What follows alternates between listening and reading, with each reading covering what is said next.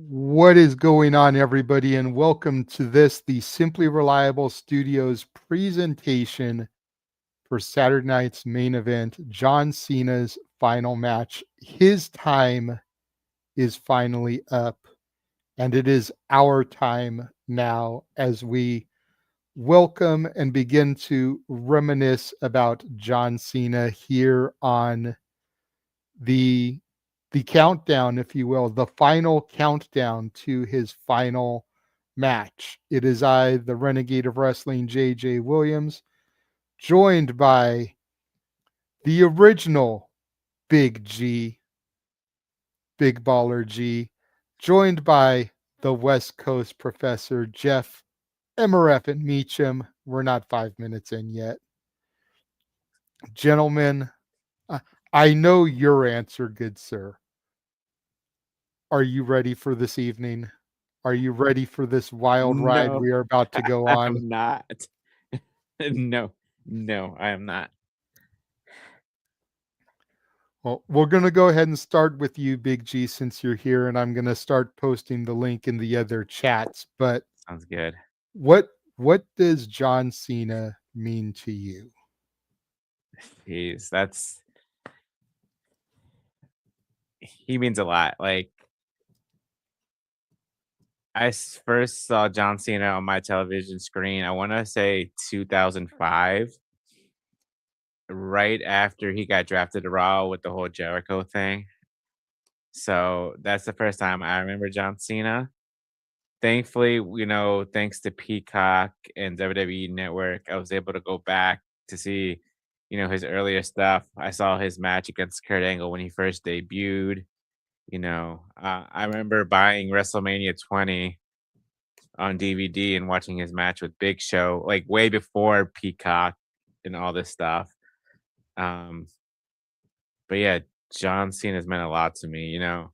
I was I wasn't fortunate to meet him in person, which kind of sucks, but for what he's done outside of the ring, outside of WWE with Make a Wish and all that, like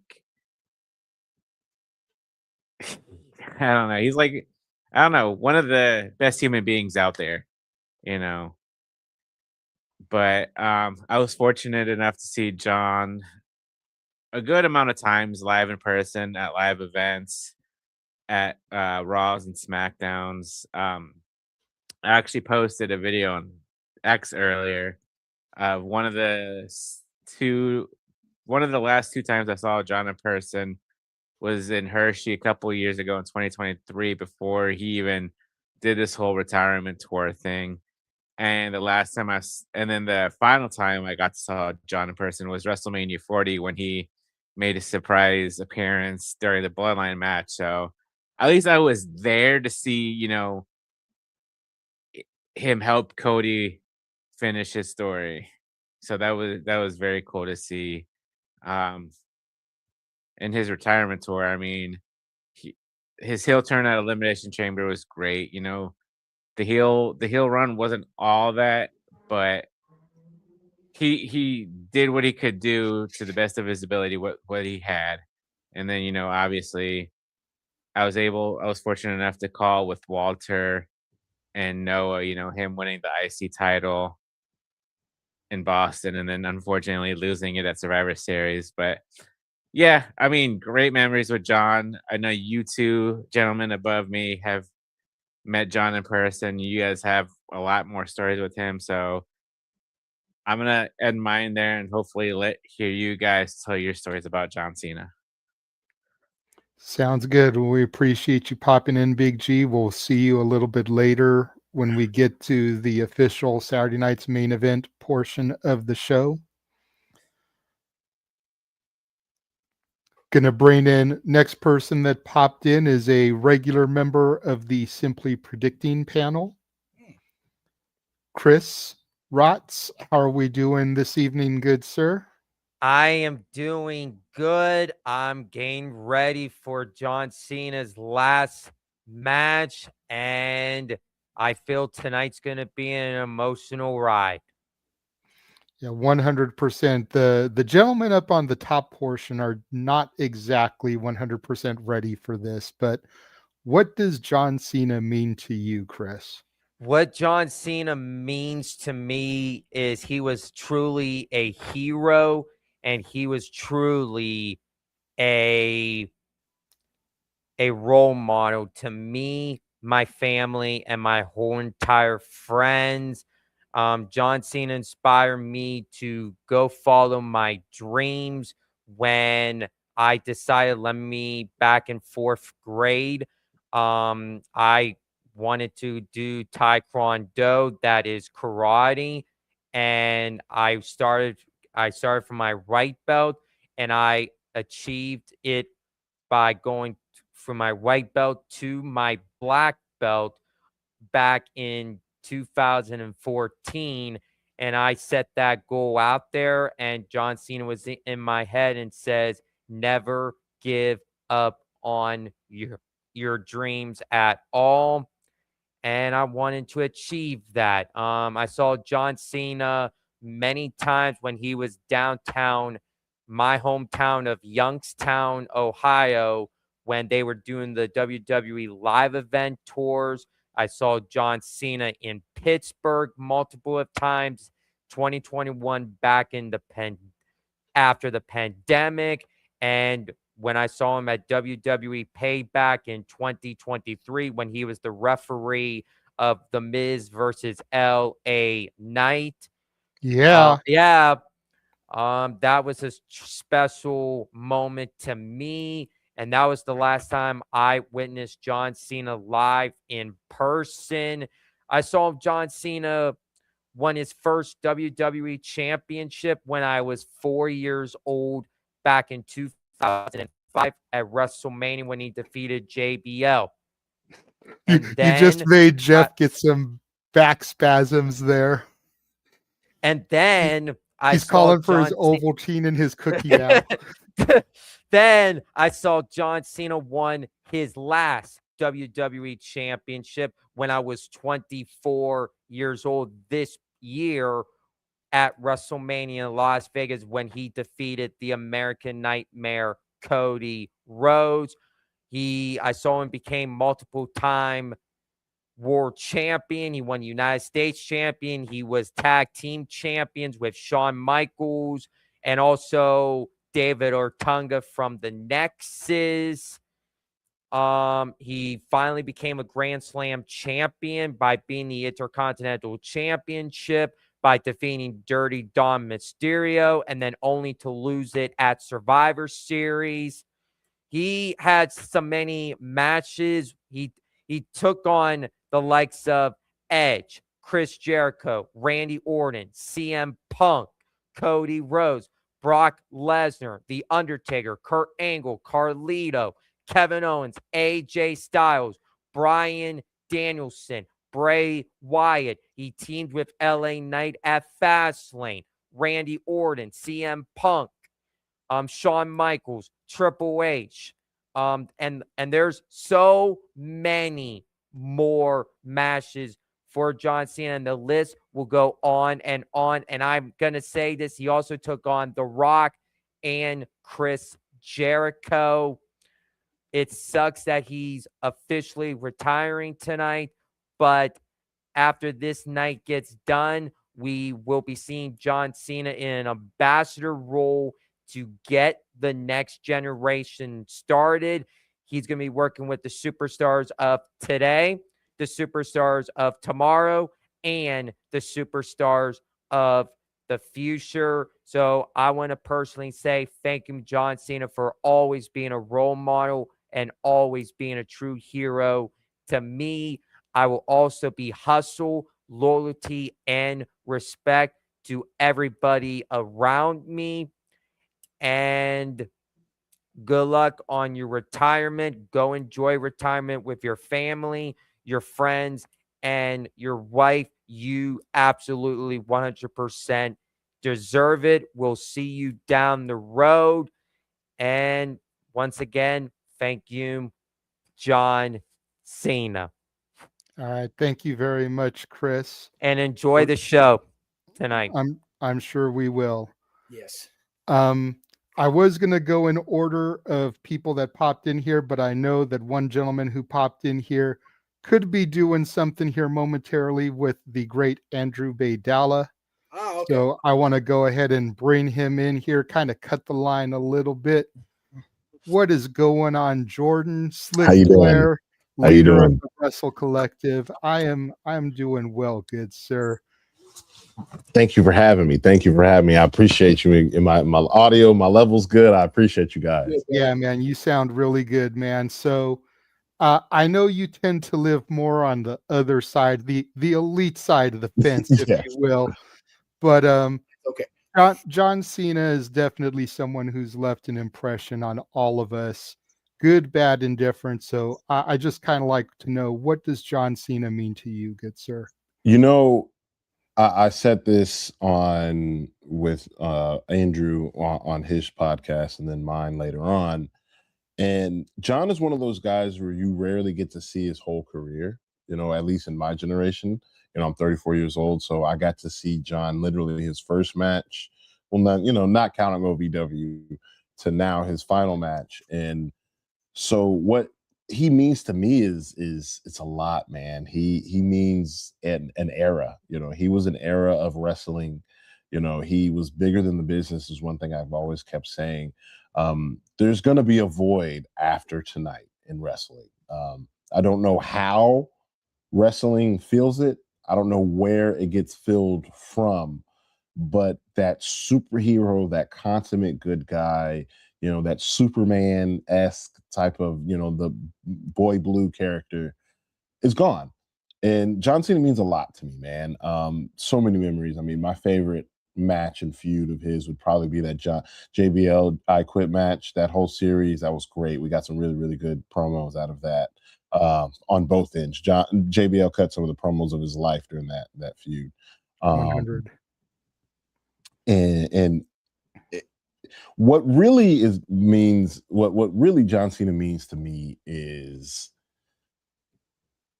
call your shot and take it. He's a guy that wasn't really past the torch. He took the torch and he ran with it, right? He took every single opportunity that was given to him and made it tenfold. Like, for example, and I don't want to be too long-winded, so please cut me off if I am. I'll let you know when to land the plane. Good yeah. He's one of the guys who, if you just listen to some of the interviews and backstage stuff, he would, you know, he learned what was it? Not Cantonese, but Mandarin. He learned Mandarin simply because they were going overseas, right? You hear all the you don't really hear bad rumors or news about him and things like that. Like all this burial, like LOL John Cena wins stuff. He's never leaned into it. He's never nothing like that. He's always just been this consummate good guy. So John means a lot to me, man. And today's going to be an emotional match. It's going to be an emotional moment. I am excited that in my lifetime, I'm able to see this. You know, I'm able to see somebody walk out on their own, not by catastrophic injury, not because nobody wants to see them. It's nice to see him walk out because he wants to walk out. So he means a lot to me, man. You know, but I do want to say, man, I'm so thankful that you guys have brought me on. This is really cool. Thank you guys so much. Yeah, no problem, man. You know, for like I have said a couple times, for us in the top row here, it's going to be super emotional. We've had the pleasure, and we don't like to toot our own horns a lot, but we've gotten the pleasure to kind of know John on a somewhat personal level throughout the years. So this means a lot to us, and this will be the second retirement match that I've been a part of this year as for WrestleMania week. You know, the first GCW we did was Sabu's final match. And little did we know with Sabu passing a few weeks later that it literally would be his last match. So, and now to be part of this here tonight, doing John Cena's final match, that's huge. You know what I mean? So I just want to thank you for taking the time to come on here. Oh no, thank you for the invite, man. I love how John Cena has transcended wrestling to do this, right? There's not too many guys that you could say will walk away right now and you'd want to do a tribute show for, right? Yeah. Maybe a few, maybe a handful, but he's definitely the number one guy to make you do this. And so, man, I'm just glad to be in this thing called wrestling, the community. It's definitely going to be emotional. Let me ask you guys though, does John be, and I know we probably know the answer, does John be the good guy and put over Gunther, or does John actually go out on top? They always say that the best way to go out is on your back looking at the lights. Yeah. And despite the fact that a lot of people have given John crap over the years for not putting over talent when he should have, I feel like those weren't always his decisions.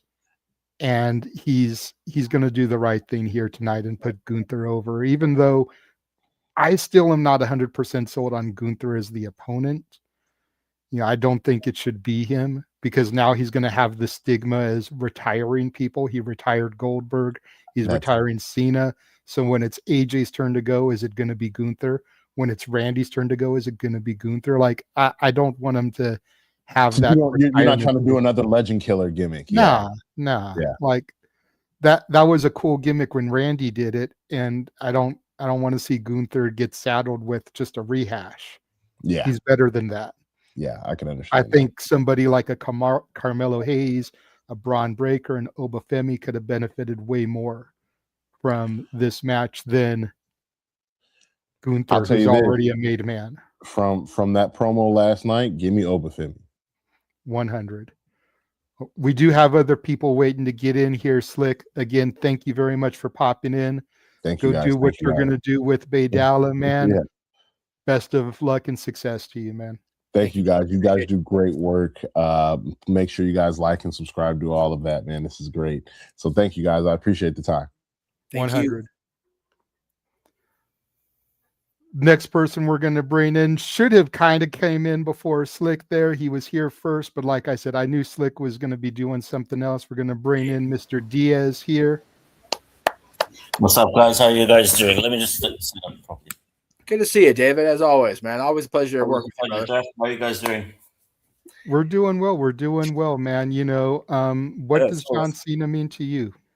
Well, I'm going to say it right off the bat. I'm going to be, from my group of friends, I'll always say that I was always John Cena's biggest defender in every sense of the word. I don't think a lot of people did see the potential, at least from my group of friends. They just thought, obviously, another one just coming up. Obviously, the debut was memorable.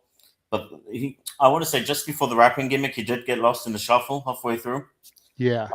And then it was like, okay, he's just one of those that's come up. Obviously, the whole WCW merger, I want to say that maybe if they hadn't brought up WCW, he would have come up anyway. But maybe that rapping gimmick, and it was a blessing in disguise that Stephanie McMahon heard this, and that's how the story goes.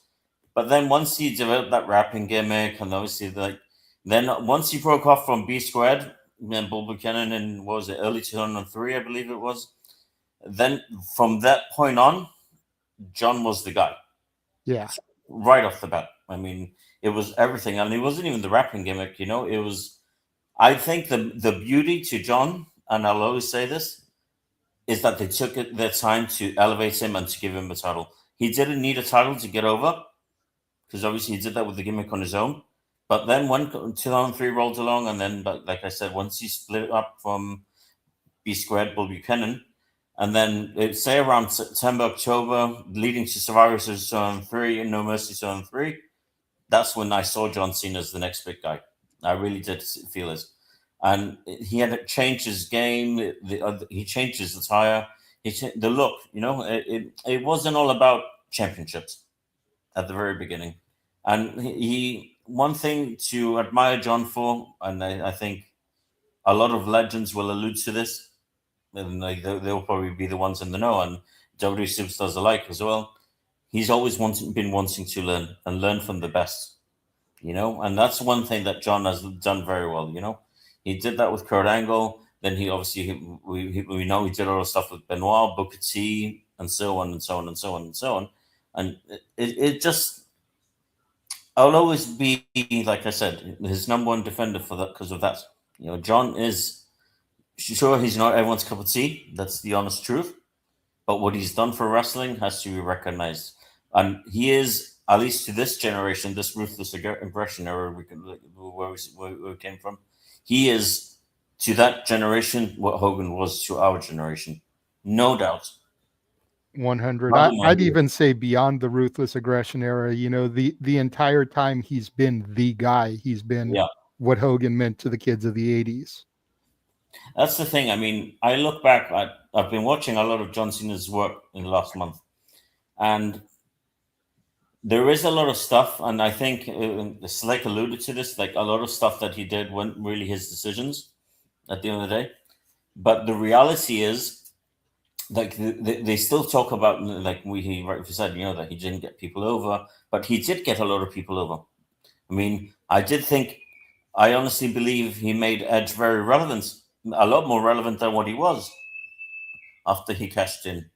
Then, was it New Year's Revolution 2006? Then the WrestleMania match with Triple H, the WrestleMania match with Shawn Michaels, and it was a lot of things, And then there is other stars he's elevated. I mean, he got Miz over at WrestleMania 27. People seem to forget that, I never forget that. The Miz pinned John Cena clean in the middle of the ring at WrestleMania. No outside interference, no shenanigans, nothing. Just 1, 2, 3. Don't look at me in that tone of voice, Meacham. I mean, it was one of those. I think I questioned that decision quite a lot, but without really realizing where they were going to go with it. I mean, eventually we learned that he was going to face The Rock at WrestleMania 28, and then obviously before WrestleMania 29. But when you look back on it now, I did think it was the best decision, but I don't think it was the right way to do it. If that makes any sense. No, that makes perfect sense. And I forget who said it on the No DQ review this week. I think it was Papa Gino, who will be joining us a little bit later. For all the people that say that Cena didn't put anybody over, he lost the world championship 17 times. Yeah, Ventura just alluded to that on the pre-show as well. I mean, he's won it 17 times, but he's lost it 17 times too. But that's called math, boys and girls. I mean, the only thing I think with John, like there is moments where a lot of times, like especially like after he lost it to Edge from the cash in, and then he won it back at the Royal Rumble. But then again, we would have never had that WrestleMania match with Triple H, which I think is a very underrated match as a whole. But I mean, I think John's been able to not just capitalize on his own momentum as over the years have gone on, but he's capitalized on momentum on anything, because obviously the fans did turn on him. He was very brave to do what he did at One Night Stand in 2006. And at the end of the day, that was something that if he would have gone over from that in that match, we would have not had John Cena stepping into the ring tonight. I can guarantee you that.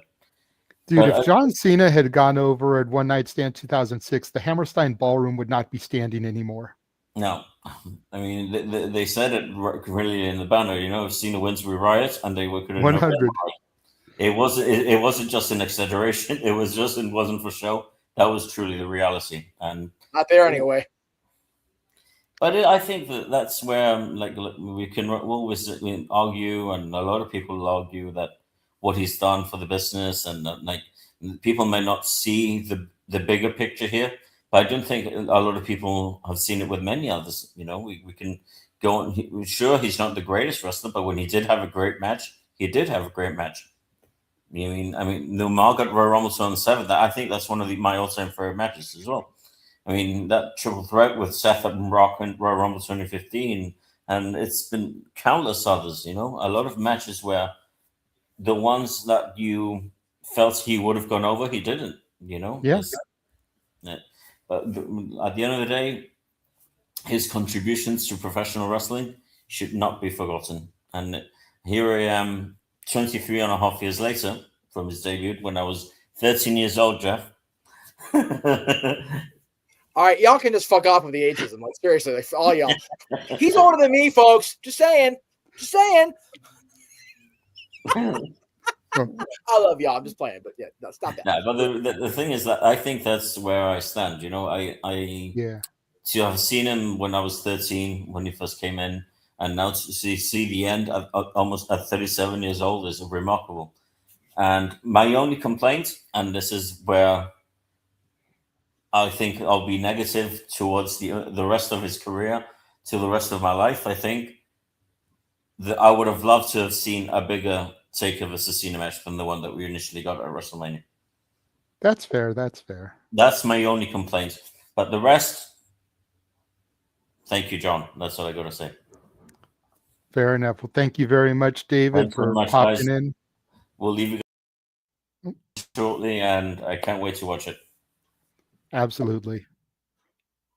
Well, the last person I got waiting in the green room, gotta save some of the best for last, right? I mean, we got an actual resident New Yorker in the house who could have gone to the site where the Hammerstein Ballroom used to lay had Right. Cena won that match.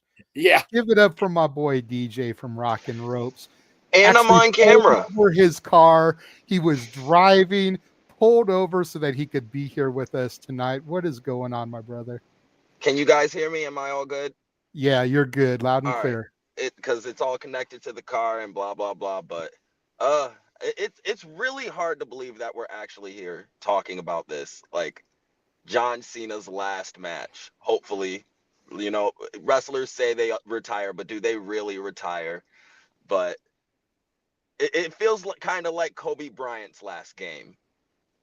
The giant spectacle of Kobe going on the floor to do what he does best one more time. And last time I remember, Kobe went out and dropped 60 Right. and won the game.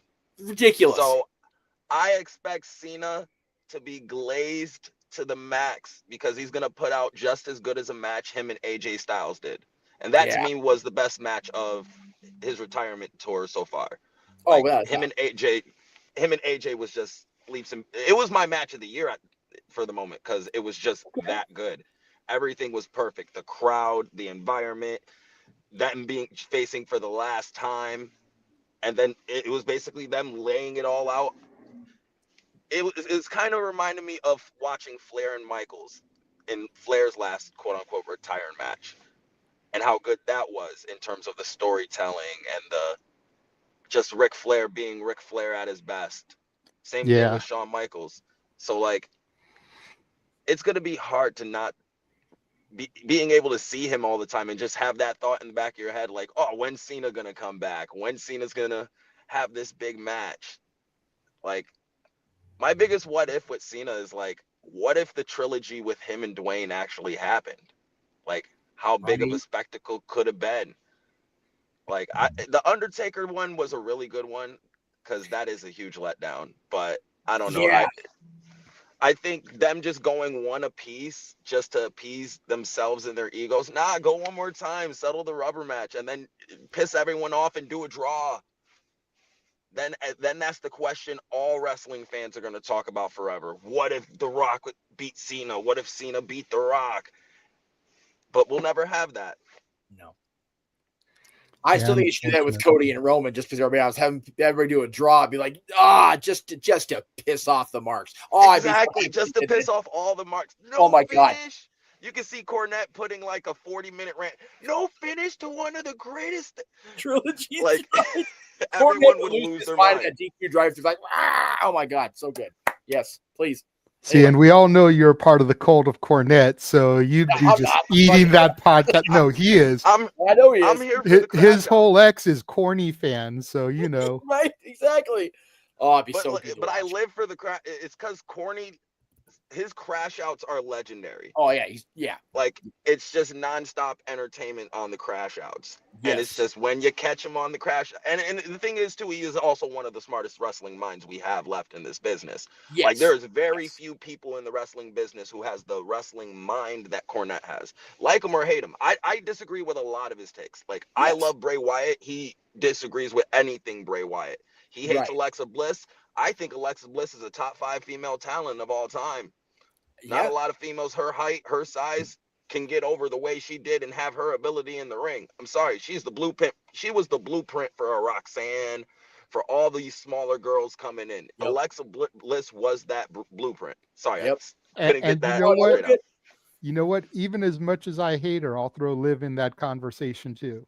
Yep. Alexa paved the way for her. Yep. And then Zelina finally get a decent push. We'll see how that goes now that she's actually getting that spot. So we'll see. Yeah, but you're absolutely right. Corny's takes are legendary, but we'll celebrate Cornette at a different time. Yeah. Although, sorry. you know, no, this is about even though Cornette he was the one who discovered Cena.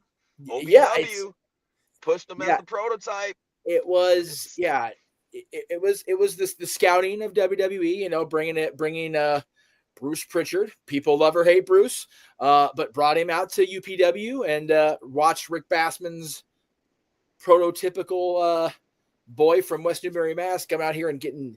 Let me do it right. Jacked at the gyms out here, and you know there he is. So it is a cool thing to see.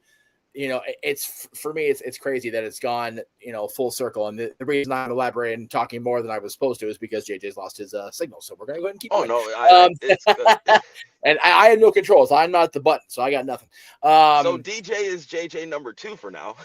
Right? Yeah, exactly. So I am so glad that we get to do this. I have been at what happened? Yes, we know. Thank you. So I am fortunate. I told the group this before we brought everybody in tonight. I am fortunate to be a small part of what I hope is going to be a big deal. You know, I don't pop around a lot anymore. I'm you know, that the House of Mouse has got me on the slave driving. It is what it is. You know, I'm doing my thing, but I am so honored that I get to, you know, interact with you, with David, with Chris when he was here, Big G when he's part of the show. I'm overjoyed to be on the call. I get to call. I just want to say also as a side note, after taking Aaron to Disney World in Orlando, I have so much more appreciation for all of you guys and what you do to make everyone feel happy and at home. Oh, Disneyland. Yeah. I was like, yeah. Just in general, at all the parks, I feel like that's just the overall energy everywhere. And I'm like, yo, I have so much appreciation for anyone who works there. You know, JJ will tell you it has been a bumpy 3 years that I've been in and out of the company.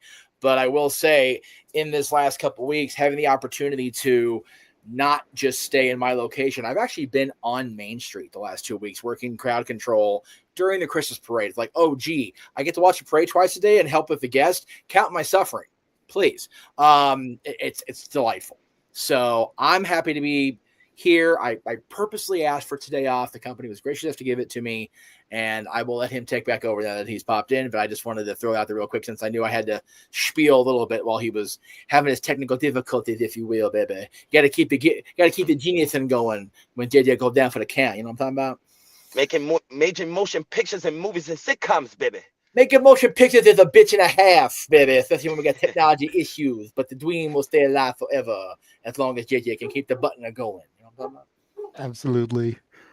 Thank you for filling in for me there, Jeff. Of course, baby. My computer is what it is, man. When I live stream too much, then I'll lose internet connection. Yes. And have to restart my computer for it to come back and everything.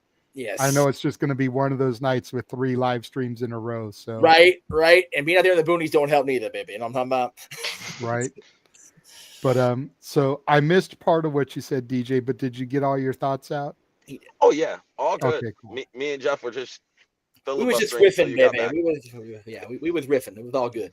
Right on. All right, well then, thank you very much, DJ. I'll let you get back on your way wherever it is that you're heading to. Oh, I'm on my way home from work so I can watch this. I'm about to get ready to watch this, and I'm gonna be watching you guys watch this. And I was gonna say, are you doing a Rock and Ropes watch along of it? Me and John might. I don't know. I have to get home and check my DMs have been like bing, bing, bing, bing, bing, bing, bing as I've been on here. So I have to check them when I get home because I don't text and drive. No one text and drive. Ergo, why I pulled over and did this. So, but make sure to subscribe and like and follow these guys on their social medias because they're awesome. And celebrate Cena for the last time. We should all be together for this joyous occasion. And 100%. Thank you for having me. Yeah, absolutely, DJ. Thank you for being here. All right, we'll go ahead and we'll bring Big Baller G back into the room. Yes, ever so patient. Thank you so much for all that, Big G. Not a problem. I enjoyed listening to everybody's memories and stories about John Cena. I'm gonna save most of my shit for after because Oh, I no, don't want to yeah. get I don't want to get too wound up now because Yeah. it is what it is. Absolutely. Like we're gonna be on shenanigans later, so you and I can do our stuff then. Big G, I didn't know if he was gonna be around for shenanigans or if he's gonna want to go I to might bed. be. I might be. So figured might I'd be give him the tonight. opportunity to get his stuff out now. He can always reiterate for the people that weren't here for this come shenanigans, but we do have an audience of over 60 people watching right now. So that's Nice. awesome. We're on the Simply Reliable Studios X account, Walter Cruz's X account, as well as all the YouTubes. Just for the record, I was going to do this on the other accounts I talked about earlier in the day, but we're going to do shenanigans tonight for sure across all the usual plaything baby, but also the Greg Cherry brand for the first time, I think, ever for shenanigans. Oh, nice. And then we'll be on the Jeff Meacham Network for the shenanigans as well, because I want everybody to be able to come to my channel and see my complete emotional breakdown about John Cena. Everybody should get to see that shit. So it's gonna be a thing coming 8 o'clock Pacific. For real. Jesus Christ. It's like people have been saying, man, it's a tough pill to swallow. Like, Yeah. I wasn't watching wrestling at the start of Hogan's career. Right. I wasn't watching wrestling at the start of Undertaker's career. I wasn't watching wrestling at the start of Shawn Michaels or Triple H's career. You know, and all these guys are people that we've seen retire and pass on. I wasn't watching wrestling at the start of Ric Flair's career. Right. Yeah. But I was watching SmackDown the night that John Cena came out and answered Kurt Angle's open challenge with ruthless aggression. You know, I had seen DVDs from Ultimate Pro Wrestling, UPW in Southern California, where the prototype cut his teeth before he even went to Ohio Valley Wrestling. Yeah. Mm-hmm. You know, and seeing some of the matches he had with guys like Samoa Joe, who paid tribute to him on Dynamite this past week. Did. That was cool. That was so fun. That was awesome. Matches with guys like the Fallen Angel Christopher Daniels, who he hit the Angel's wings in one of his matches, you know, this year as a tribute to people. Yep. You know, so Cena hasn't forgotten his UPW days. Oh no. Oh no. I love the post Frankie put out. Did you see that earlier?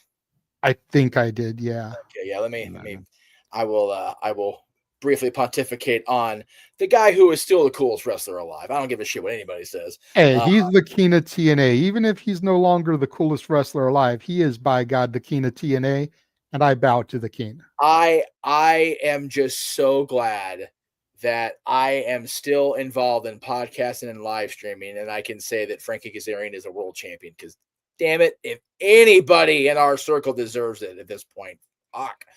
Anyway, so he put a few pictures up, and I'll there's two of them grappling in the ring at one point, and then there's an advertisement for New England Championship Wrestling, which, for our knowledge purposes, JJ, that was one of the stops on the 7 Levels of Hate for Colton Pierce back in the day. Friday night, April 27th, I'm going to guess 2001, because he wouldn't have been signed with WWE at that point. But it was a from California's UPW special challenge match, the prototype versus the future Frankie Kazarian. So they weren't even part of the company. They just were both UPW, and the guy that books New England Championship Wrestling, I forget his name. Forgive me out there if you're watching this. But they purposely brought both those guys in. I thought that's cool. Yeah.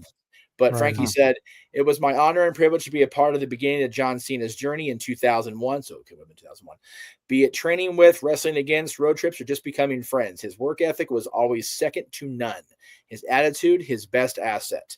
An incredible run. Hashtag thank you, Cena. And I think, yeah, he's got one emoji doing the fist bump. I think the other one is him either like an emoji of raising a glass or probably a cigar, knowing Frankie and Cody. Yeah, like a cheers. Yeah, and a black heart.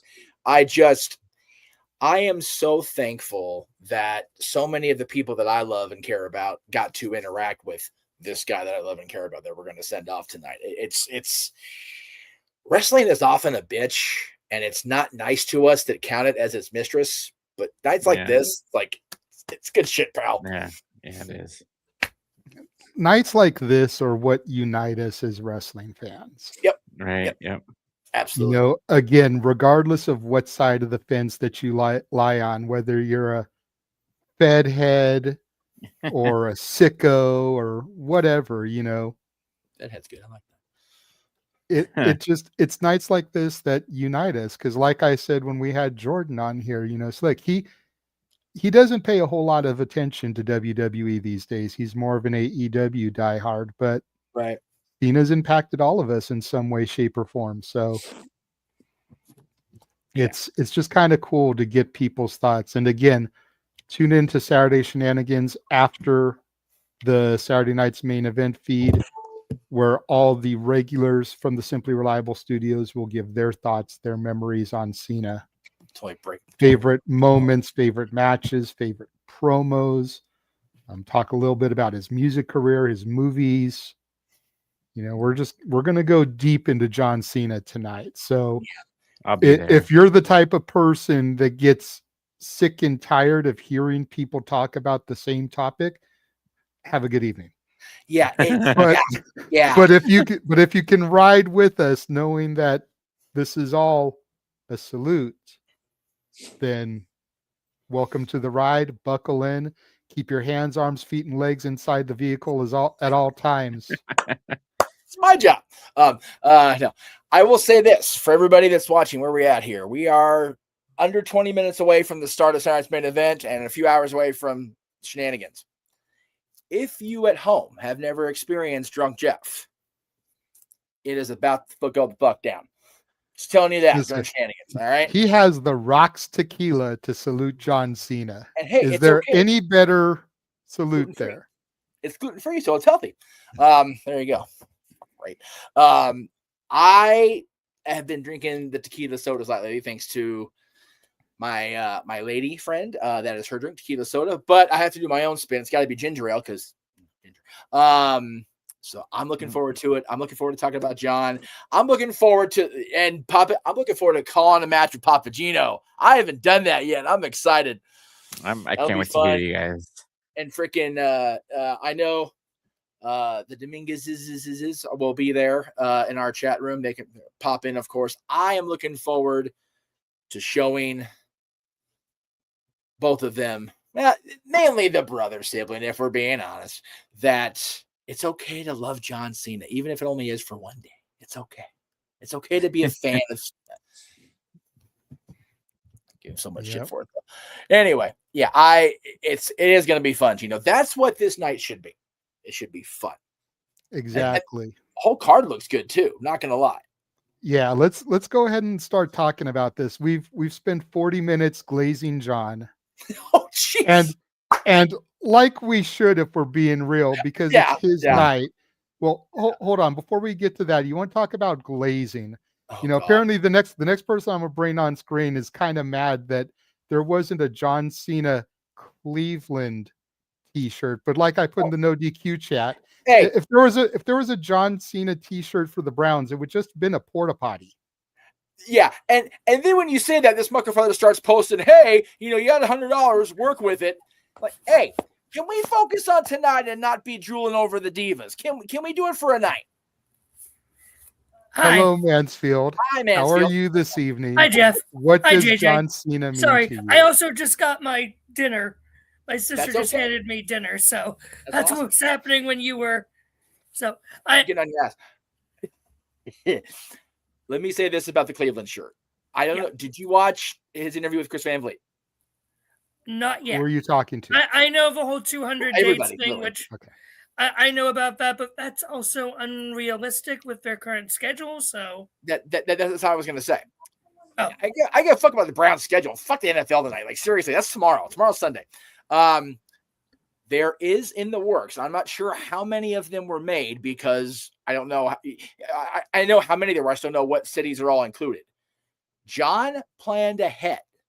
There are shirts from the cities that they could have possibly gone to, may have gone to. And there is discussion, and apparently it's going to happen. There's going to be a release of those shirts. And there were 17 of them. The cities they did not hit. So there's literally going to be a t-shirt line of the never seen 17. Oh, good. So, until that shit's released, don't bitch. Yes, sir. Thank you. Hi, That- hi, Jeff. So real quick, again, good man field. Anyway, quickly, because we do want to run through these other matches. What does John Cena mean to you, Mansfield? Holy crap! It still does not feel real. I'm not gonna lie. That tonight's the last night, especially with how we've all been bitching about it, with how this retirement run has gone. Cena was probably my number 2 at the time when I started watching, second to only to Taker for personal reasons. But I mean, John Cena was my first wrestling costume when nice. it was Halloween of 2011, I think, where I wore that OG orange shirt. So he's been that fixture this entire run since I started watching 15 years ago in middle school. Yes, I'm trying to make you two feel old. So It's been the theme of the whole pre-show. It's okay. Yeah. So it's going to be emotional. I got my actual Cena shirt on tonight. See that. So, but was this my only Cena shirt now? Yeah, that release is the only towel that I ended up getting. I forget what show I got the towel at, but I have his blue towel. His light blue towel.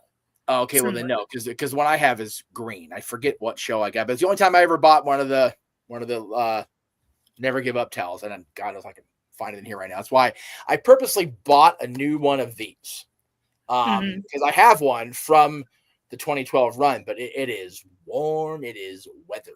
So I wore this. I bought this to wear in San Diego. I wore this at Survivor Series actually, because I didn't know if I was going to buy the white shirt because it's very Padres centric. And I was like, so anyway, yeah. I was gonna say no need to buy Padres merchandise on purpose.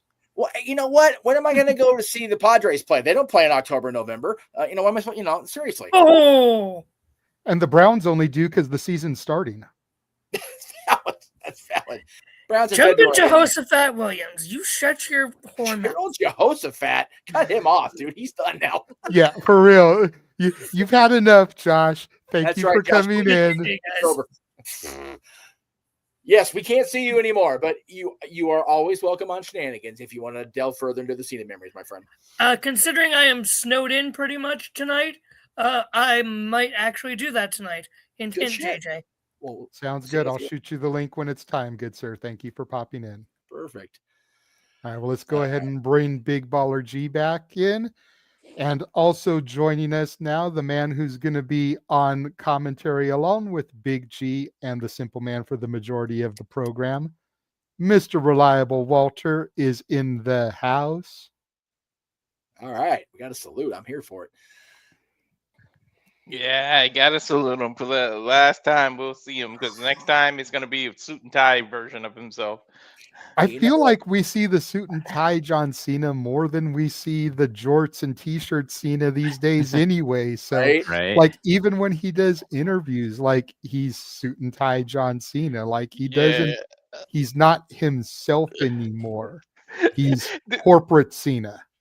Didn't he show up on the Tonight Show? One of them as Peacemaker, like a full uniform, like a full costume. On Jimmy Fallon.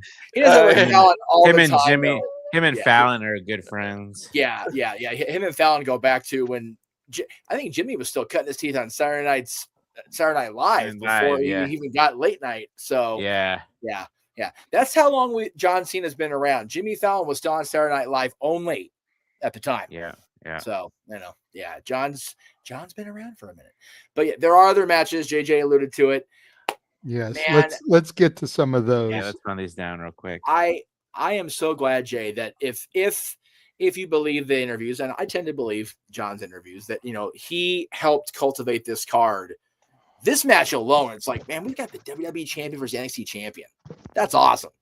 Yeah. And I'm a little bit sad that Oba got the belt back, because I would have liked to seen Cody versus Ricky. Right? Yeah. Like knowing the history of absolute Ricky Starks and Cody Rhodes. Yes. And the fact that Ricky was there when Cody won the title while he still worked for the other company. Right. And in some people's mind, that's what put him on the bench and not get used until his contract expired. Maybe. For Cody and Ricky to have a match on a show this big, Would have been cool. call me petty, but it would have been the ultimate FU to TK. Yeah. Like, seriously, like that two good friends Yes. having a match of graps on Cena's final event, period. Right. Yeah. I wish it could have been that, because there's no reason Oba shouldn't go in here and Hulk smash Cody Rhodes. Right. Right. But I Yeah. don't think that's going to happen. No, and that would have been amazing on so many levels. We are all very high on Ricky Saints in this room. You know, I high on him going back to the NWA days when I should have had him for an interview, and then, you know, TK grabbed him. Goddamn him. But I think almost like the fact that it would have been an FU to AEW is probably why it didn't happen. They probably wanted to focus on, okay, this is John's last night. Let's not run up the petty meter too far today. I agree. I feel like that's the only reason they did it, to just not mess with his last night. Like if it was still like a month away from his last night, they would have did that shit. Oh no, for real, yeah. And you know, I've been the one in this room that is, you know, from the very beginning, Oba Femi's a bad motherfucker. I don't think he's gonna get to do that tonight because he's facing Cody. Yeah. I mean, that promo he cut yesterday, though, he was like, That was good. Yeah. But see, the thing is, Cody's is so hard focused on Drew right now that he might just let Oba slip by. That's what I'm thinking is going to happen. I don't see it happening. I see this being, to make a current analogy, I see this being Kyle Fletcher versus Speedball. I don't see Drew interfering at all, but I just see Cody's mind being so on Drew right now that he's not going to focus on Oba. I disagree. I think Drew does interfere. That way, Drew's part of this last night, and we keep building toward the future, which is what John wants to do. Yeah. Okay. Well, and if you watched the tribute video to Cena, they cut to Drew a few times in the crowd, and he didn't want any part of it until he finally buckled and gave in. Yeah. So Drew being involved here would be a great, you know, way to circle back to that. Yeah. Continuity is key there. I like that. Yeah. All right. The one where I feel like the NXT talent could get the dub is this one. Ruca and Bayley. Yep. Oh. Yeah. Unless they further the Zarya angle, which I'm hoping now that they've kissed and made up, that's way back on the back burner. Yes. But unless they want to further that tonight and have Zarya cost Soul, I could see Soul getting the dub here against Bayley, because granted, I've only recently started tuning back in consistently because of my location change and work schedule. But last I knew, Bayley's been going through this huge conflict in her brain about what she wants to be. Is she hugger? Is she role model? Is she a good guy? Is she a bad guy? She's been hearing Randy's voices in her head. Yes. So Soul being able to manipulate and capitalize on that makes sense. Yeah. Yeah. She's still kind of in that place, but her and Lyra have been teaming. They are one of the teams that's been in this all of a sudden rejuvenated women's tag team division. No shit, huh? Yeah, there's the pettiness right there. Where was this a couple years ago? We talked about that. AEW didn't have women's tag team titles a few months ago. Now that they do, all of a sudden WWE's women's tag division. That's why we brought it up on Shenanigans last week. I was like, you know what? Hold up, wait a minute. But as far as tonight's women's match, I personally think they're just going to let them fly and do their thing. Bayley has been arguably a pet project in WWE for so long, and she, like Cena, came up in the California Indies.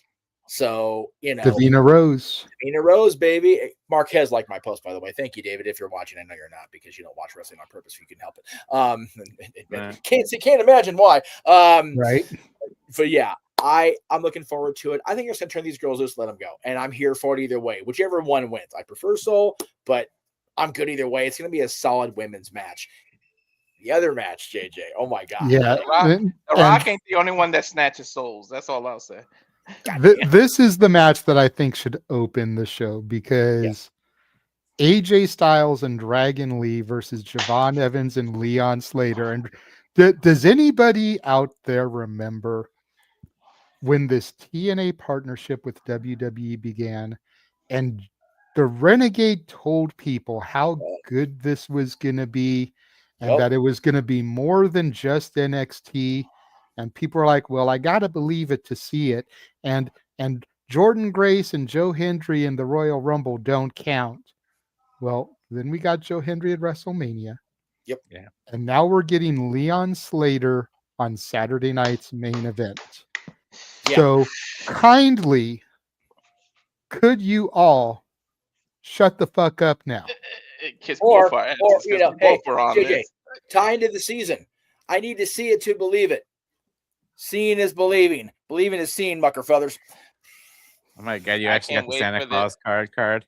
I can't he wait for did. this because I'm Oh my telling you God. right now, my dream. This is gonna lead to AJ Styles being on that live TNA when they go Yep. over versus Slater for the X Division 100%. title. 100%.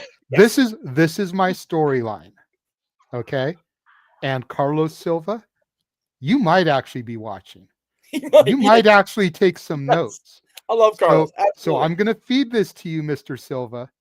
Yes. And you can find me at my socials for that. It doesn't even have to be a paycheck. Just give me a couple of free tickets next time you come to town. That's all I'm asking.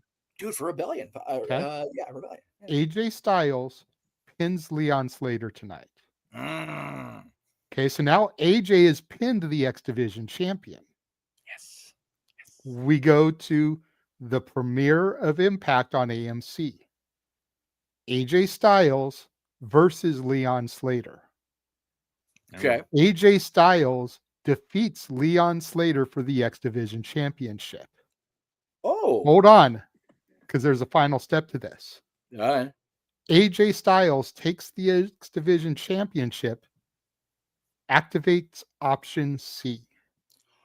What? AJ Styles versus Frankie Kazarian for the World Championship. You sinister, but I'm here for it. Then here's the only Leon thing, though. gets his one-on-one match with AJ that he wants so bad. Yeah. Frankie gets a final match with AJ before he retires. Okay. Everybody gets what they want. And option C can be executed at a TNA pay-per-view, or AJ can hold it and execute it at WrestleMania. Oh my god, dude.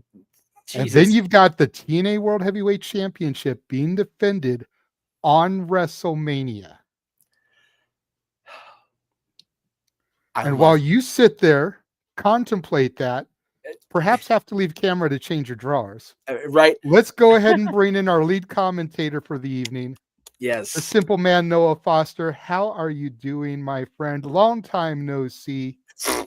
Yeah, Have you pumped a 2-liter of Mountain Dew into your veins so you can keep going this evening? I always got enough Mountain Dew to go around and oxygen my lungs, but it's still called for professional wrestling and incredible moments like this. So I would say yes, but yeah, it's good to see y'all once again. We go from Cardiff, Wales to our nation's capital, Washington, D.C., to the finale of a 23-year career in the man known as John Cena, as we look towards the future and so much more. At literally the top of the hour, I got literally 25 seconds left on my Peacock counter, and I'm looking very forward to calling this with BG Walter and seeing you two do the finale justice in what is now our main event, straight from the man's mouth himself.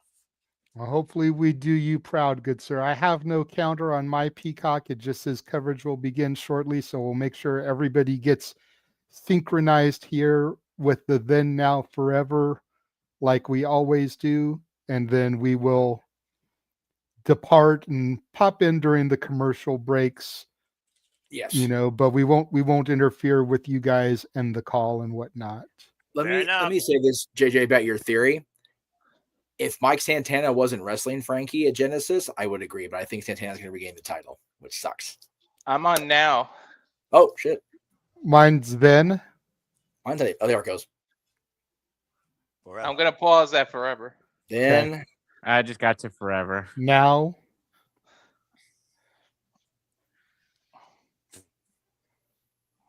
And this together.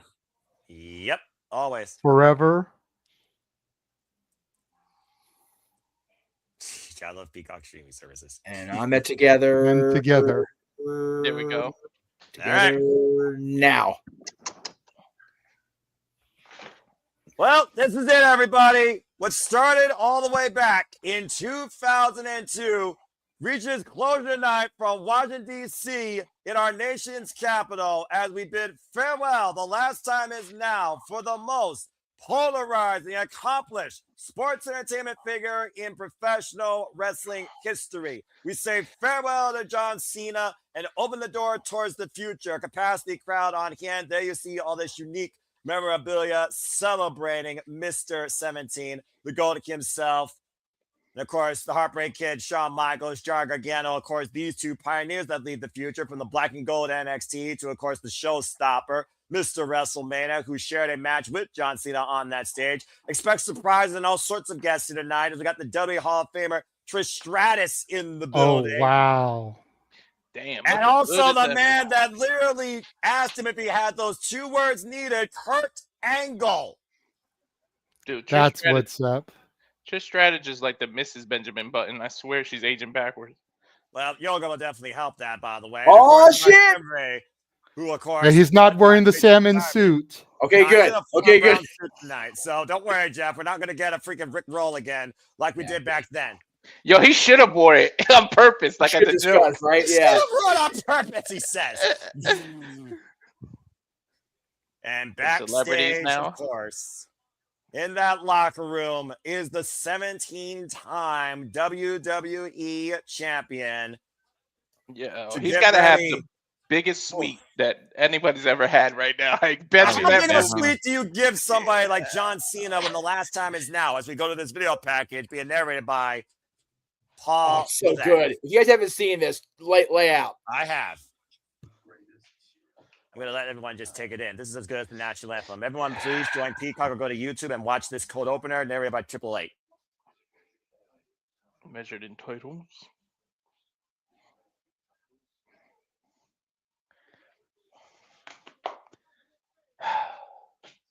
It's to the point my dog wants to see his final match. What are you doing in here?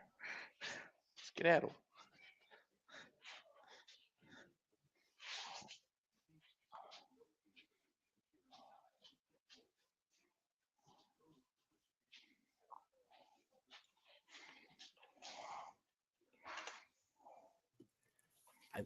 I've said it so many times over this last week. It's like I've had a year and a half to prepare for this, and now it's today. I'm not ready for this shit. You're still not ready, and you realize you have no time left. This is it. The last time is now. I put it on Twitter. It's not going to hit me until the match is actually over. It's not going to hit me until tomorrow when you wake up and John Cena is out of professional wrestling. As far as an active wrestler, it's. But you know, Jay. At the same time, my dad made a great point. He's gonna wake up tomorrow with his wife in his arms, the next movie to make, the next TV show to produce, and he's good, man. If he's good, we can all be good. But our fandom's gonna suck for a minute. Speaking of that, he's making so much money on movies that's the reason I really, really believe him when he says he's gonna retire, because there's no amount of money to intrigue him to come back with the freaking movies that he makes. It's I was already working with Aaron, and I had JJ and I kind of dipped our toes in the sand of working together at this point. I was convinced Shawn Michaels was going to be that guy that when he said it, he meant it. And even he says, you know, he kind of doesn't really count the tag match in Saudi, but oh man, big pyro. I believe John will hold to it because I know John and his integrity, and he's a man of his word, if nothing else. Man, Noah? I feel bad for Kurt, man. His career really hurt him. Look how he could barely walk, all those broken necks. And yet he still is here to celebrate, as we all are here for the final time, John Cena, but also look towards the future as you see the undisputed WWE champion, Cody Rhodes, getting ready for a one-on-one encounter against the ruler of NXT, Femi, looking to oppose his throne as Ruca hangs 10 with many who have called it going her own right this generation of women's wrestling. Bayley, for the first time ever, 2 generations of NXT, as we also have Leon Slater and Javon Evans team up to take on the WWE World Tag Team Champions, AJ Styles and Dragon Lee, in what is sure to be a one-of-a-kind night, as the Ring General Gunther looks to truly be John Cena's undoing, and make sure he does the one thing he says he will never do, and that is give up. Seeing a TNA championship belt in the lead into a WWE Saturday Night's Main Event is just fucking great. As is this. They just kind of ruined the celebration because Gunther just walked by a bunch of balloons and shit. You know, that's the end. Maybe. Speaking of the end, here's to the beginning, because again, for this woman standing aside Joe Tessitore, John Cena, you would have never seen come to light. Stephanie McMahon. Yeah. Another one, no, Walter, you mentioned, the reverse Benjamin Button. Stephanie yes, Stephanie has been through it the last 3 years or so. Oh, yeah. Still comes out there looking as only she can look, as Nature Boy used to say. She's already crying. She's already like, you can't, that's not fair, Stephanie. I'm trying to hold together with our audience. The global audience is going to lose it with you. What's the matter with you?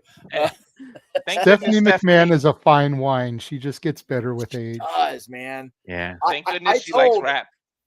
I told Natty when I saw her for a book sign, it's like, whatever fountain of youth y'all are drinking in the WWE women's locker room, can you share these? Can you share these? Bro, our truth is he's the main. He kept that to himself he's the main one drinking out of that fountain. Ron does not count because black don't crack. Well, before we get any further, I want to thank the 120 of y'all that are watching our presentation of this tonight. Oh, that makes me so happy. This is just phenomenal. Thank you guys so much for tuning in for this celebration of the career of John Cena.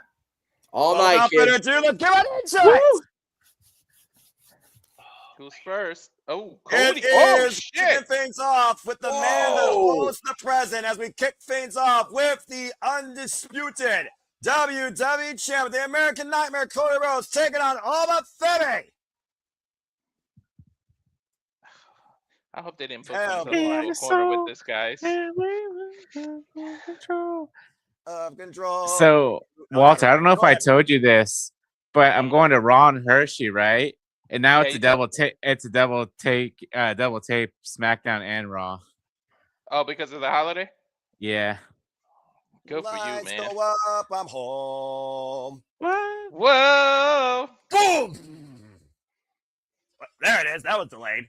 Yeah, that was more delayed than us. But again, everybody, indeed, we are here to celebrate the man that has been the leader of generations of sports entertainers and has been on your television screen in and out of the ring for 23 years, as we will not see him once again after tonight. This is John Cena's last match. John Cena for the last time. Hello, everybody. Noah Foster, the big baller himself, and no DQ, the OBG1, Big Baller G, and of course, Walter Cruz. We are super reliable with the baller here tonight with you. Thank you all for tuning in. Please like, subscribe, comment, tell a friend. You want to dictate the conversation, super chat, pay up, as simple as that. Again, figure that everybody that's been tuning in here so far, of course. Gino, you know I was not going to miss this for the world, my friend. Shout out to every one of you, of course, watching on, whether continually or for the first time ever. Nathan Banks, Gino, Matt, Matthew, Christopher Ross, figured everybody that, of course, was part of the pre-show. Pyro!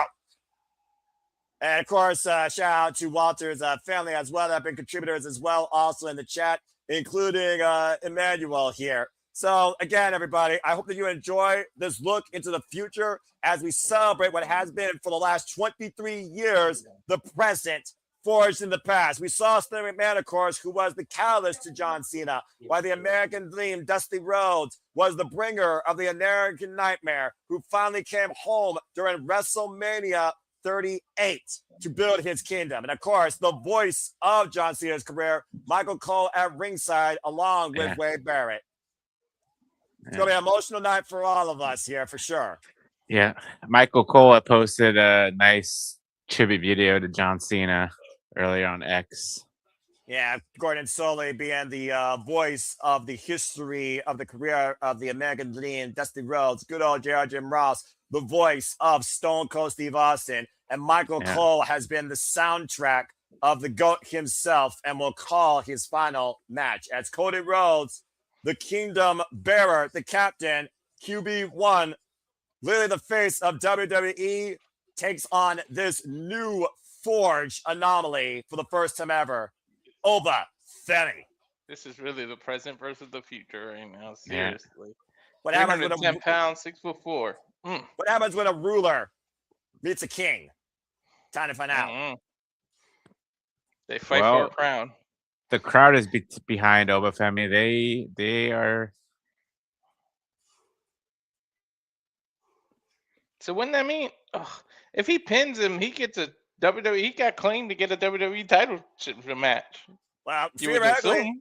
theoretically, I would say yes at this point, Big Yeah. G, because at the end of the day, we are seeing the NXT champion representing the future, much to Walter's point. Of course, Obafemi regained this title at Deadline, beating Ricky Saints, and successfully retained it this past Tuesday against Javen Evans, now a two-time NXT champion. And Obafemi, in his young career, a guy brought in by the Next in Line program with a background in shot put, if you want to believe it, folks. He's only been pinned 3 times.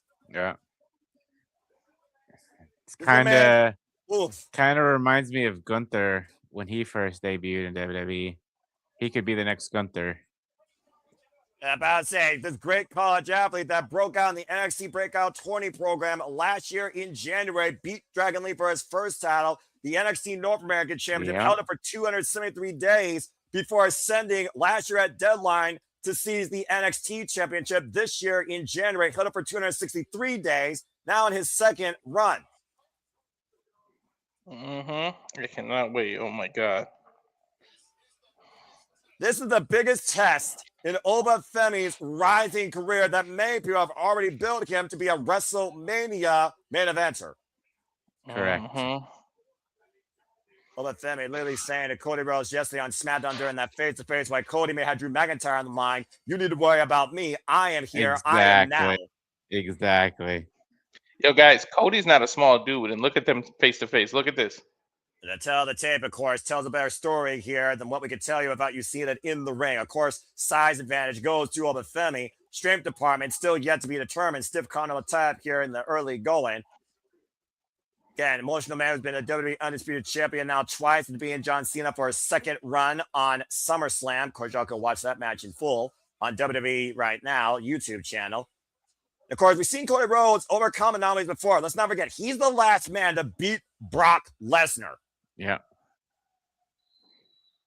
I just hope they don't ruin it with like Darth State or the Masked Man interfering. No, I think this being Saturday. Exactly. And with this being Saturday and Night's main event, they'll focus more on, like you said, Noah, the integrity and at the storylines. No, it's about to say, this night is about celebrating a career while looking forward towards the future. Johnson has said on Chris Lee podcast itself, he wants this night to show the future of WWE. He wants to be about the exhibitions. That's why we're here for these matches tonight. And Obafemi literally clutching the throat of the undisputed WWE champion ahead of the uppercut, hoisting up Cody and planting him with a vicious backbreaker over the knee. Shout out to the Great White Sheamus with that type of backbreaker. Good grief. Right.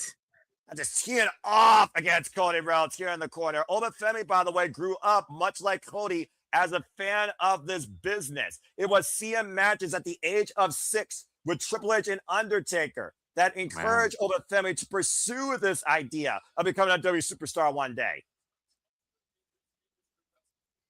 Yeah, Obafemi, by the way, 6'6", 310 pounds. Jeez. And you do gotta wonder though, is Cody fully focused on Obafemi, or is his mind still occupied on Drew McIntyre? That's what I was mentioning on the pre-show, Noah. Like thinking, you know, Cody's so focused on Drew right now that he could possibly overlook Obafemi. I don't know how you overlook someone that huge, but yeah, I know what you mean. His focus won't be on the same. Yeah. Obafemi from the WWE champion across the ring. Go ahead, Walter. I didn't know Cody cosplayed as a dart because he just literally lawn darted his ass half across the ring. I want to just tell you right now, Cody Rhodes is 6'1", 220 pounds. That is Ooh. a 90-pound differential. Oh, couldn't get in front of the power slam. Again, unable to lift up the ruler of Femi against Bays, but Femi lifts Cody with ease. Was looking for the cover there. Now a cover, hook on the far leg. It's a 2 count. What would a win mean for Oba Femi over Cody Rhodes, Big G? Yeah, for me personally, it would mean that like the company has faith in Oba Femi as, like you said, a future main eventer, a future WrestleMania headliner. It means you better pay attention to NXT, damn it. Yeah. There is some good in this NXT, believe it or not, to those that have pretty much tried to follow with a beaded eye its very scattered history since losing its one true identity. And up and around with one arm. Are you kidding me? Bam. Sidewalk slam. Backbreaker. Is he going to do a backbreaker or a sidewalk slam? Oh, That's a backbreaker. Now the cover, hook on the far leg, and a 2 count. Oba's been dominating Cody so far. Easily manhandling the undisputed WWE champion. And I do mean easily. Yeah. I agree with Papa Gino. Shout out to Papa Gino here, of course, in the chat. And subscribe today or he'll whack you. It's as simple as that. I just got a weird feeling that I don't know. What you got? No, Walter. What do you mean? Go ahead. Try and confess it. What is your feeling here? I feel like Ricky Saints is going to ruin the match. Well, I mean, the jury is out. We all picked Ricky Saints to face Cody due to that long-term history. There is no history with Cody and Oba Femi. Oba Femi has no prior wrestling experience before NXT, as he just got driven shoulder first in the ring pose. Now Cody looking to create an opportunity here for a comeback, throwing himself against the ruler. Oba Femi staggers still on his feet, though. And so far, Oba Femi, one shot coming, a power slam. And now Cody Rhodes look to build some momentum, as we've seen in his illustrious entire career when you watched him in New Japan, Ring of Honor, Impact Wrestling, Independent. Ooh, Cody Cutter. Cody Cutter! Did he just pin the roll of NXT? Kick out too. Yo, he got all that Cody Cutter too. Like, he got it all. Look at the replay. Perfectly executed Cody Cutter, quick into the cover. Oba Femi still very much alive in this bout. He didn't give him a second to break. You know, sometimes you hesitate between the cover. He jumped right on the cover. Was looking for another one. Oba Femi able to scout him, though. Now both men, and Oba sends the outside. Ooh, now Cody Rhodes looking to high risk here for the tope suicide. Gets intercepted with an elbow. Dropped Rhodes in his tracks. Took Rhodes off the tracks. How about derailer? Right? All that center momentum Cody had snuffed out with one shot. Bro, right in the uppercut, right in the jaw with that uppercut. Whoop. And a low bridge, though. Oba Femi, though, was able to catch himself to get to his feet. Now Cody Rhodes looking to go over Bro once again. But the top makes the Cena wiping over out of the entranceway.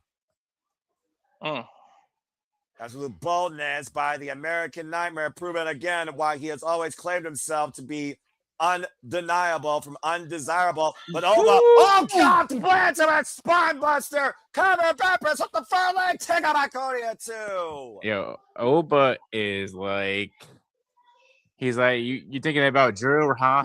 It's like, now you're about to think about me, motherfucker. Just imagine if Oba wins, if Oba beats Cody, then what hope is there for anybody in the NXT to beat him for that title? It's like Cody couldn't even, the face of the company, you know what I mean? The white hot baby face couldn't even beat Oba.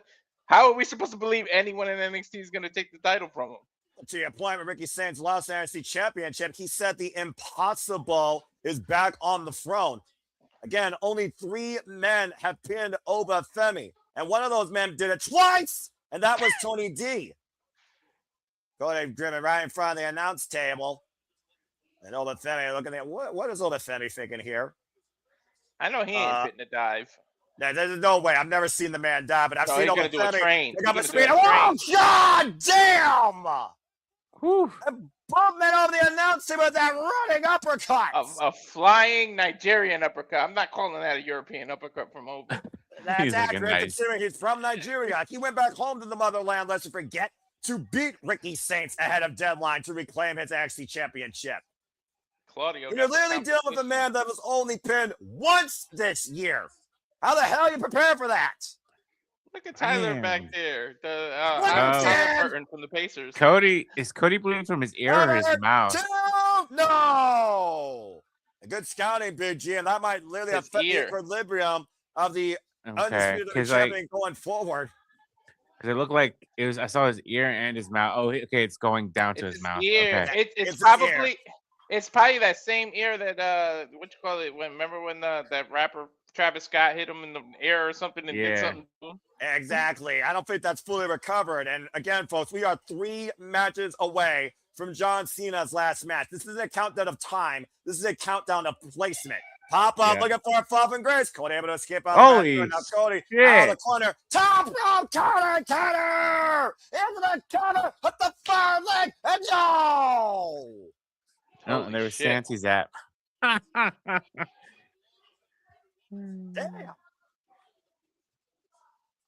How about the somebody's coming. Rhodes going Somebody's coming. What? Somebody's coming. Ah, What damn.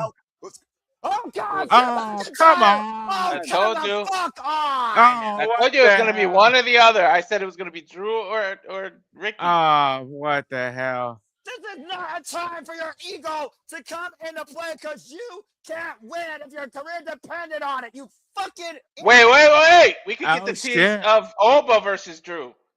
Well, how bad did Oba want this one-on-one win? Does Oba realize that Drew screwed him? Yo, give me this. Screw that. These two? I think Drew McIntyre picked a fight that even he can't win. Oh! Yeah! But Femi showing Drew McIntyre down on his keister. Dude, the ref ain't around either. And bam, Cody Rhodes cutter on Drew. Cutter! And Oba got the hell out of the way. Yeah, well, Oba's not done yet. Looking to send this guy back and packing with a vicious choke slam. Yo, that's a hell of a way to make Oba look big. He even took Drew out. That the match is still going on, though. Doing a one-of-a-kind exhibition, foreshadowing the future here in the present. Well, either way, I would consider this being a disqualification or no contest. No contest, which is exactly what I originally predicted. Isn't it, Noah? I think on your light prediction thoughts, I think that is what you said. I knew they were going to go with no contest. It's just kind of, there's 154 people watching. There's 15,000 people saying restart the match, and I would agree, but we still have a lot to come, unfortunately and fortunately. Either way, in the meantime, Cody Rhodes just learned what it means to deal with Oba Femi. There's your future and present, folks. Dude, he got a hell of a match. Ear and everything. Shit. Was it the uppercut that did it? It was either that running uppercut that forced Cody Rhodes over that telemark, jacked the tooth, or he literally jacked him in the side of the head, in the ear, with the point of his elbow. Either way, bleeded and battered, Cody Rhodes and Oba Femi stand holding that together at Saturday night's main event. And of course, the bad blood with Cody Rhodes and Drew McIntyre will probably transcend into the new year ahead of the Royal Rumble in Saudi Arabia. Still, mutual respect shown champion to champion. Hell of a first-time exhibition that you can hope gets a follow-up in the future. If we get Drew and Cody one more time, he's going to lose all credibility if he doesn't win the title. Especially, Cody's got to go away for a while next year to promote Street Fighter. You got to have Drew win, or I'm never going to take Drew serious again. You might as well release him. Seriously, there's no way you get 0-4 when you get title shots against Cody. So, first of all, as far as the promotion, it's different now than it used to be. They already filmed his scenes for it, and he didn't miss a beat as champion. So he won't be gone like when The Rock would go away to film and promote a movie, he'd be gone for half a freaking year. You don't have to do that shit anymore. But I do agree that if Drew does get another title shot and he does not defeat Cody to become the champion, they have to reevaluate what they do with Drew McIntyre going forward. They have to. Yeah. For me, anyway. I love Drew and keep him around. Keep that guy paid because he was an MVP during a time where we needed an MVP to tether that show through a horrible period in history. But at this point, if he does not become the WWE champion coming out of this struggle with Cody, what are we doing? I don't know. I mean, I ask that question a lot when it comes to this company, particularly as we get ready to hang 10 with Ruca. She goes one-on-one with Bayley here very shortly at Saturday's main event as we look towards John Cena's legend career across mainstream media. There has arguably, at least for me, there is nobody that has transitioned better into the public media and still remained with the company as often as John Cena. Yes, he's been very, very part-time the last couple years, but he stuck around while doing all this mainstream stuff a lot longer than the man he gave him shit for on that, Dwayne Johnson, and certainly more than Hogan. Hogan would go away and film a movie and then come back. I don't think Hulk ever really got that I have fully transitioned into I am a movie star. I am a TV personality. I am whatever. Hulk Hogan will always be Hulk Hogan, the wrestler. You know, Dwayne Johnson is, in my opinion, beyond wrestling at this point. He'll still come back because he loves to be here, but it's one of those he's not ever going to come fully back around to being just a WWE person. I think John Cena, with the retirement now, will be able to transition out of it, but I think he's already here he surpassed Hogan on that front. And I dare say he surpassed Dwayne as far as being able to balance the two. Well, considering John Cena had at least one match his entire illustrious career every year up to this point, but since he really went part-time since, let's call it beyond 2016, this is the most matches he's had in a single year. Again, he literally matched this year out perfectly, plans change or not. 18 promos, 18 matches, and match number 18 is tonight when he faces the ring general Gunther. So I would definitely agree with you on that ballot. And a guy that wants to be good at almost anything versus being just good at everything, but being dedicated so long to one thing, that has to be respected, commendable, and it has to be understood. And the only way you understand that is if you look at the man's resume. If you believe what came out of his mouth, he said he wanted 300 plus dates. I really feel like they were like, if we're going to make this special, we can't risk you getting injured. And that's why they was like, map it out this way so that you have the least of chance of getting hurt while you're on this run. Yeah. And I would have at least done 52 dates. That way you could have used him once a week. Yep. Yeah. And whether it was Raw or a PLE, if there's a PLE that week, then don't use him for the go home Raw, or maybe eat the week before the go home Raw so you could get the go home and the PLE that week. Yeah. But 52 dates, that way you get one appearance per week. I wholeheartedly agree with that. I also, I love that once they decided, okay, we're doing whatever it was, 30, 32, 36, whatever it was. 36. That when the movie people, when Peacemaker was like, okay, we still need you here, he was willing to come out of pocket for the insurance part of it in case shit went sideways. That is the dedication of John Cena. And, JJ and I can attest to this better than the rest of the room because of conversations that maybe we shouldn't have been a part of. The dedication is always there. John refused to ever half-ass anything professionally or in his personal life, which is why a lot of shit went sideways when we first were talking with John. Not surprised. John is never partially anything. He is all in or he is not. And I'm not trying to make any AEW reference. Fuck off if you're going to say that in comments. It's just John goes full steam ahead or he stops the ship. And I love that.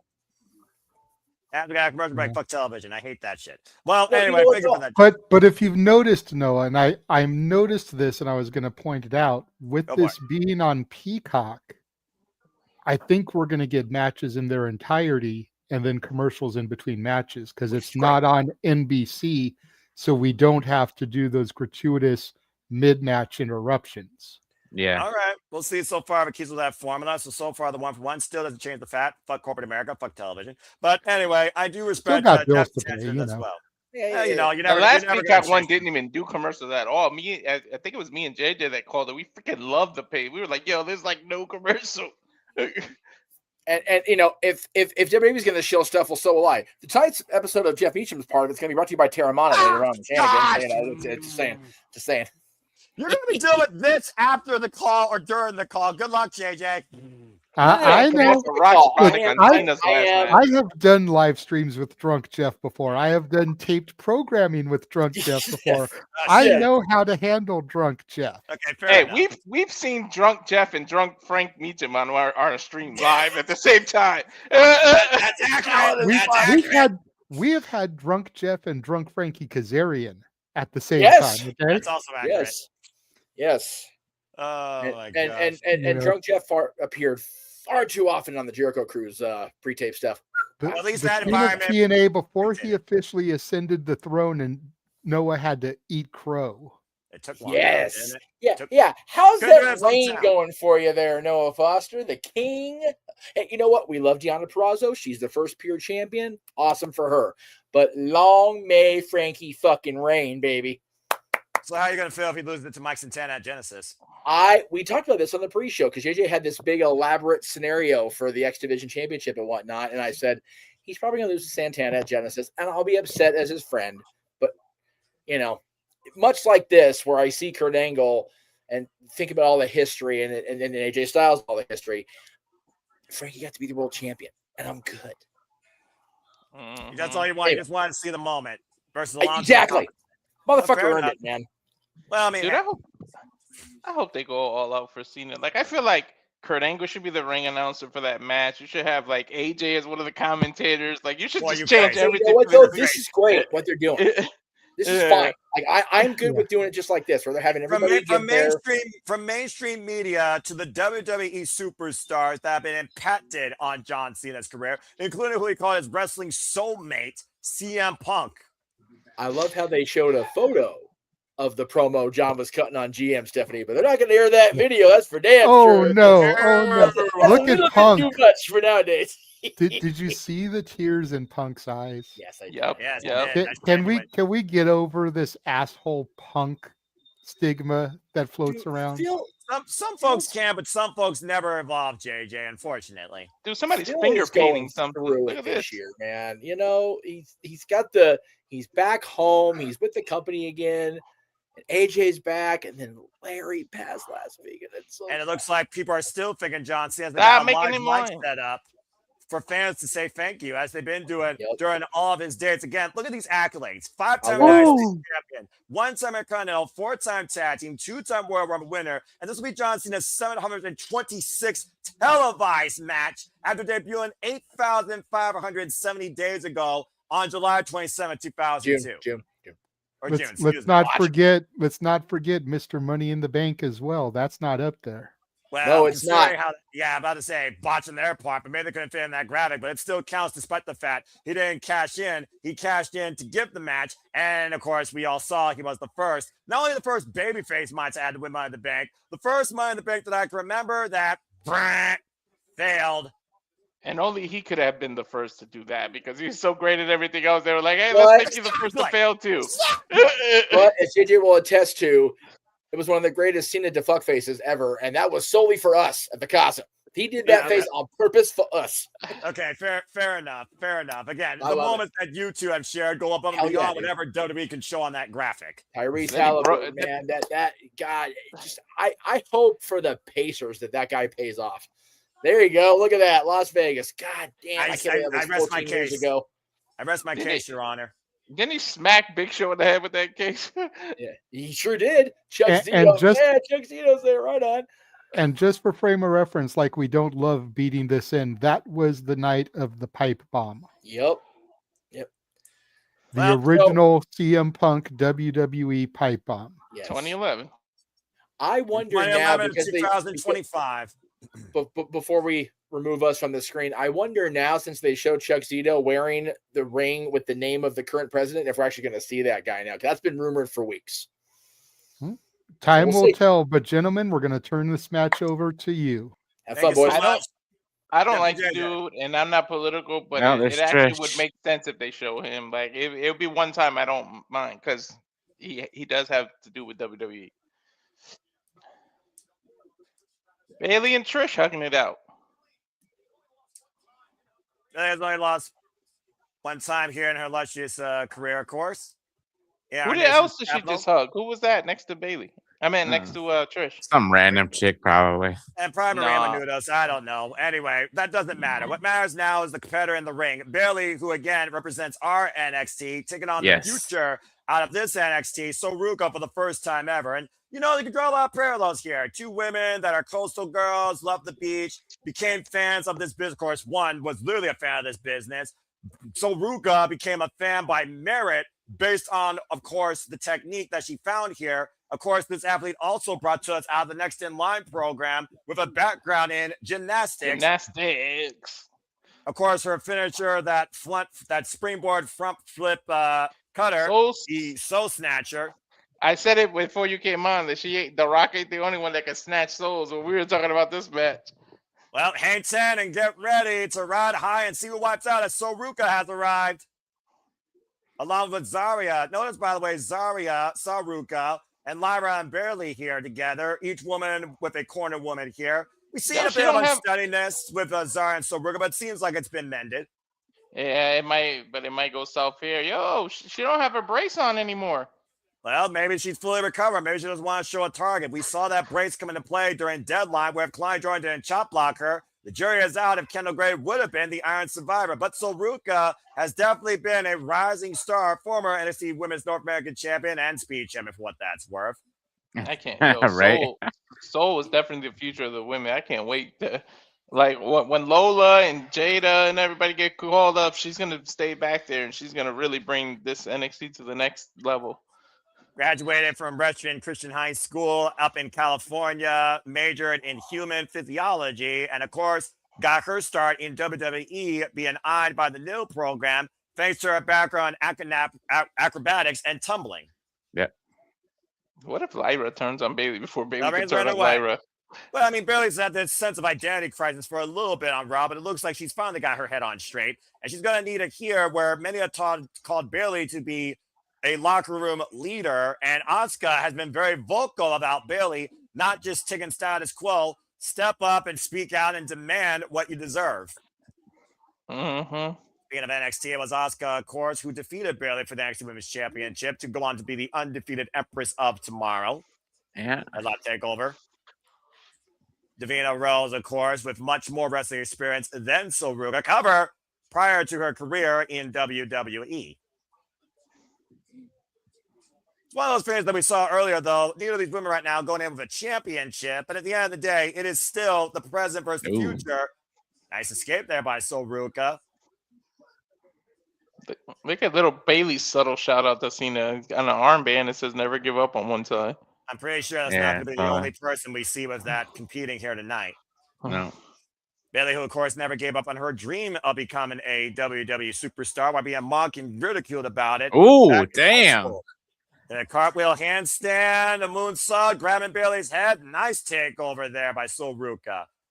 And like the one person on NXT who has impressed me in the women's division has been Ruca. Well, you know, Ruca has also been very close to claiming the NXT Women's Championship. Not to mention, she is one of the most recent competitors to snatch the soul of Jessie Jane, who currently holds the NXT Women's title. I constantly watch as Women's Champion next year. I constantly watch NXT. There's more than one that impressed me. I mean, Walter, you just yourself. Oh, X Factor! No, I mean purely skills, not that kind of misbehaving thing. All right, very good. And right now, Bayley on the outside. Got to watch Zaria though. I mean, look at Miss Gray. She's impressing, and she's supposed to be involved, and she's impressing on NXT. In fact, that woman started MMA when she was 11 years old and went into professional wrestling, amateur wrestling, when she was 14 years old. Now, Bayley, looking for something big out of the corner, went for the baseball slide. Ruca scouting it.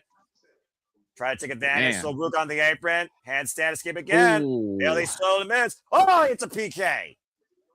Damn. Delivers a kick to Bayley. Now Ruca might be looking for the corner. Moonsault. Oh, lands on her feet. Rolls through Bayley. Oh, man. Just throws a forearm through Ruca. Of course, everyone has a plan until they get jacked in the mouth. Mm-hmm. Yep. Mike Tyson famously said that. Again, Bayley and Ruca, like I said, the tail of the tape, far more different with these two ladies, despite similar body build, much different in their background. Ruca, of course, 26 years of age, 3 years involved in the game, 5'8". Cover now by Ruca. Hook in the far leg. It's a 2 count. And of course, Bayley, former women's money in the bank winner, cover, back press the far leg, 2 count. SmackDown, Raw, and Tag Team Women's Champion. Done it all here in WWE. Oh, express kick. And a Royal Rumble winner. Don't forget that too. No. Yep. Not to mention the Iron Woman of the Royal Rumble. Let's forget. She holds the time. Yeah. Dude, Soul is impressing. And so Ruca right now looking to fly high off the ropes. There's that. Oh, man. Oh, So- shit. Oh.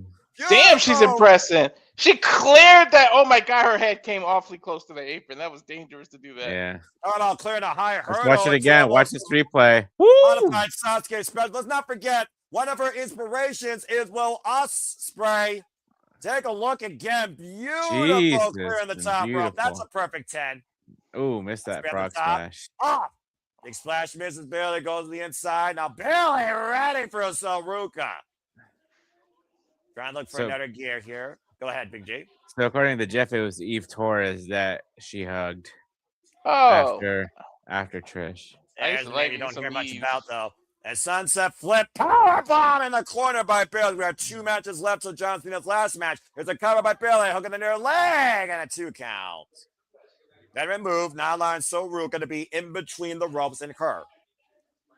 Dude, Forcing Ruca to kick out. I'm so glad they're giving the up and comers this kind of platform. Thank you, Cena, for that. Whether Seriously. Cena was the sole influence behind that or not, it definitely is a smart strategy. Bayley, of course, 36 years of age, 17 years involved in the game, stands 5'7", 119 pounds, and of course, Bayley's background is in basketball and amateur wrestling. The schoolgirl by Ruca, Bayley able to roll through. Oh, catching her with a little PK Knee. underneath the jawline. That knee. Went for the knee. Ruca able to scout it, though. And of course, Bayley's had her own fair share. So let's not forget, torn ACL, torn MCL. Some of Chris Statlander and Ruca can both relate to. If you haven't seen it already, Chris Statlander and Bayley also shared a moment. I love that. Yeah. Big elbow by Ruca, trying to get some momentum here. Taking down Bayley for the second time. That's what sucked about Bayley. Every time she had momentum, one of those injuries came. Ooh. Release German Come on, suplex, let's a go, beautiful Soul. kip up. Those gymnastics and acrobatics are definitely coming to play here on Ruca. Oh, yeah. Impressing the Soul crowd. Snatchers? No. No. I thought she was again. setting up a Soul Snatcher when she sat up there. Nah, she's already on the top rope, though. Damn. But she might be... All right. Oh, man! Wow. Wow. Tornado What a DDT off the DDT. top rope, count off the That's far not leg, even- kick out two. That's not even a tornado DDT. That's an old school DDT for the top rope. That's crazy. Take a look at the replay Jeez. as she hand walks the top rope into a DDT. That was literally half a cartwheel, handstand on the top rope to a DDT. Now looking for Bayley, touching her to belly. Got her hooking a far leg and belly kick out two by Soul. You see, so Ruca, people like you did tell her this is the shit you miss when you don't work on Tuesdays. To be fair, there are other people you miss on Tuesdays as well, but you could also just go to WWE matches on YouTube and avoid the fucking CW service. Yeah. How you I think just I keep go on on. NXT? I just go on X and watch the highlights on that. Social media could be a very fickle place. WWE matches on YouTube with YouTube Premium, best approach to go. I just got done watching Ila Dragunov versus Tommaso Ciampa prior to getting here with you guys. Again, WWE matches on YouTube. Subscribe to them today, folks. Now, Bayley putting up Ruca. Nah, screw that. Subscribe to us. And that's you. The second rope, driving her elbow. Ruca turned inside out. Bayley driving towards center. Hook of the far leg. Back press. Cover. Kick out at two by Soul again. What the hell is Sorry, Zarya thinking? Well, I'm about to say sorry with a bit of concern. And Lyra right now pacing on the other side. Of course, Lyra Valkyria, former, of course, NXT Women's Champion, beating the man Becky Lynch, and former inaugural WWE Women's Intercontinental Champion. Just keep Zarya away from towels, please. Again, Bayley missing as well. And you see right now, Ruca and Bayley still squaring out here. Now the backslide cover. 2 deep backslide. Oh, shit. I thought that was a 3. It's not. And Bayley and Soul right now in the test of strength. Now Bayley turns Ruca around. Looking for damn. handstand escape. Oh man, Holy driving her knee crap. through her. Yo, the way she escaped that Rose plant was nice. Cover now by Ruca with the far leg. Gets a 2 count. All right, come on, Soul. You got this. Snatch Again, the biggest soul. Biggest moment of Ruca's career. Ruca's career started in 2022 in June. Looking positive for the Soul Snatch. I'm barely denying that. Oh, Now hooking up she Soul got for it this time. Rose Yeah, Blast. she's too close to the ropes. Choose the half. Hook up both legs. Oh, down the nice. cutter. I called it. As soon as they Nice. landed, I knew she was too close to the ropes. Yeah, but here's the thing, Walter. Ruca didn't reach for it. Her body landed on it. That was poor by Bayley. Now Bayley is showing a little bit of frustration here. Yeah. Again, Ruca and of course had her first match in NXT in June 2022. That drop suplex by Bayley. Okay, Bayley with her old school Shawn Michaels. That used to finish people in the 90s. That little back suplex right there. Yeah, now that's just a move to set up for something bigger here. Shout out to another one of the all-time greats as Bayley goes to the top rope with the Macho Man. Elbow drop, but cut the knees of Ruca. And now again. O'Connor roll, deep cover 2. Bayley kicks out though, but out of the corner. Soul Snatcher! But Bayley too far inside the ropes on the apron. Soul's got to drag her inside. Come on, Soul. She did it though. Pulling her inside towards there. Bayley double reversal. The roll off the cover. Deep look at the legs. Now Ruca reversal too. Ruca wins. Soul got it. What? Ruca just pinned Bayley, a former NXT and WWE Women's Champion. Go ahead. Shout out to Bayley for being willing to put the new generation over like that. That is a career-defining victory for Ruca in her 135th match in her career. She got Bayley. She used her own momentum against her. Exactly. Counter rope and Dico got both legs. Look at this Soul Snatcher. Oh, wait, no. Yeah, but I say, look at it again. That was the counter to the Soul Snatcher, Big G. A little bit too soon for you there, bro. That Rose plant should have been it. But again, poor positioning by Bayley. Too far of a hook. And so I think literally on instinct, her leg landed on the bottom rope. Yeah. And this, again, look at this thing of beauty. That step up, springboard, cutter. The Soul Snatcher. Bayley learning for the first time what it feels like to be wiped out by that as Ruca wins this incredible exhibition. Against one of the best in the locker room. Bayley got me a little bit frustrated, but you gotta give some mad respect. That woman's gonna be something special here, folks. Mark my words. Yeah. Under the bright lights tonight, celebrating the GOAT. Ruca and Bayley, Saria, and Lara with the salute. We may not be able to see him after tonight, but we will see Ruca far more in the future, I assure you. Oh, yeah.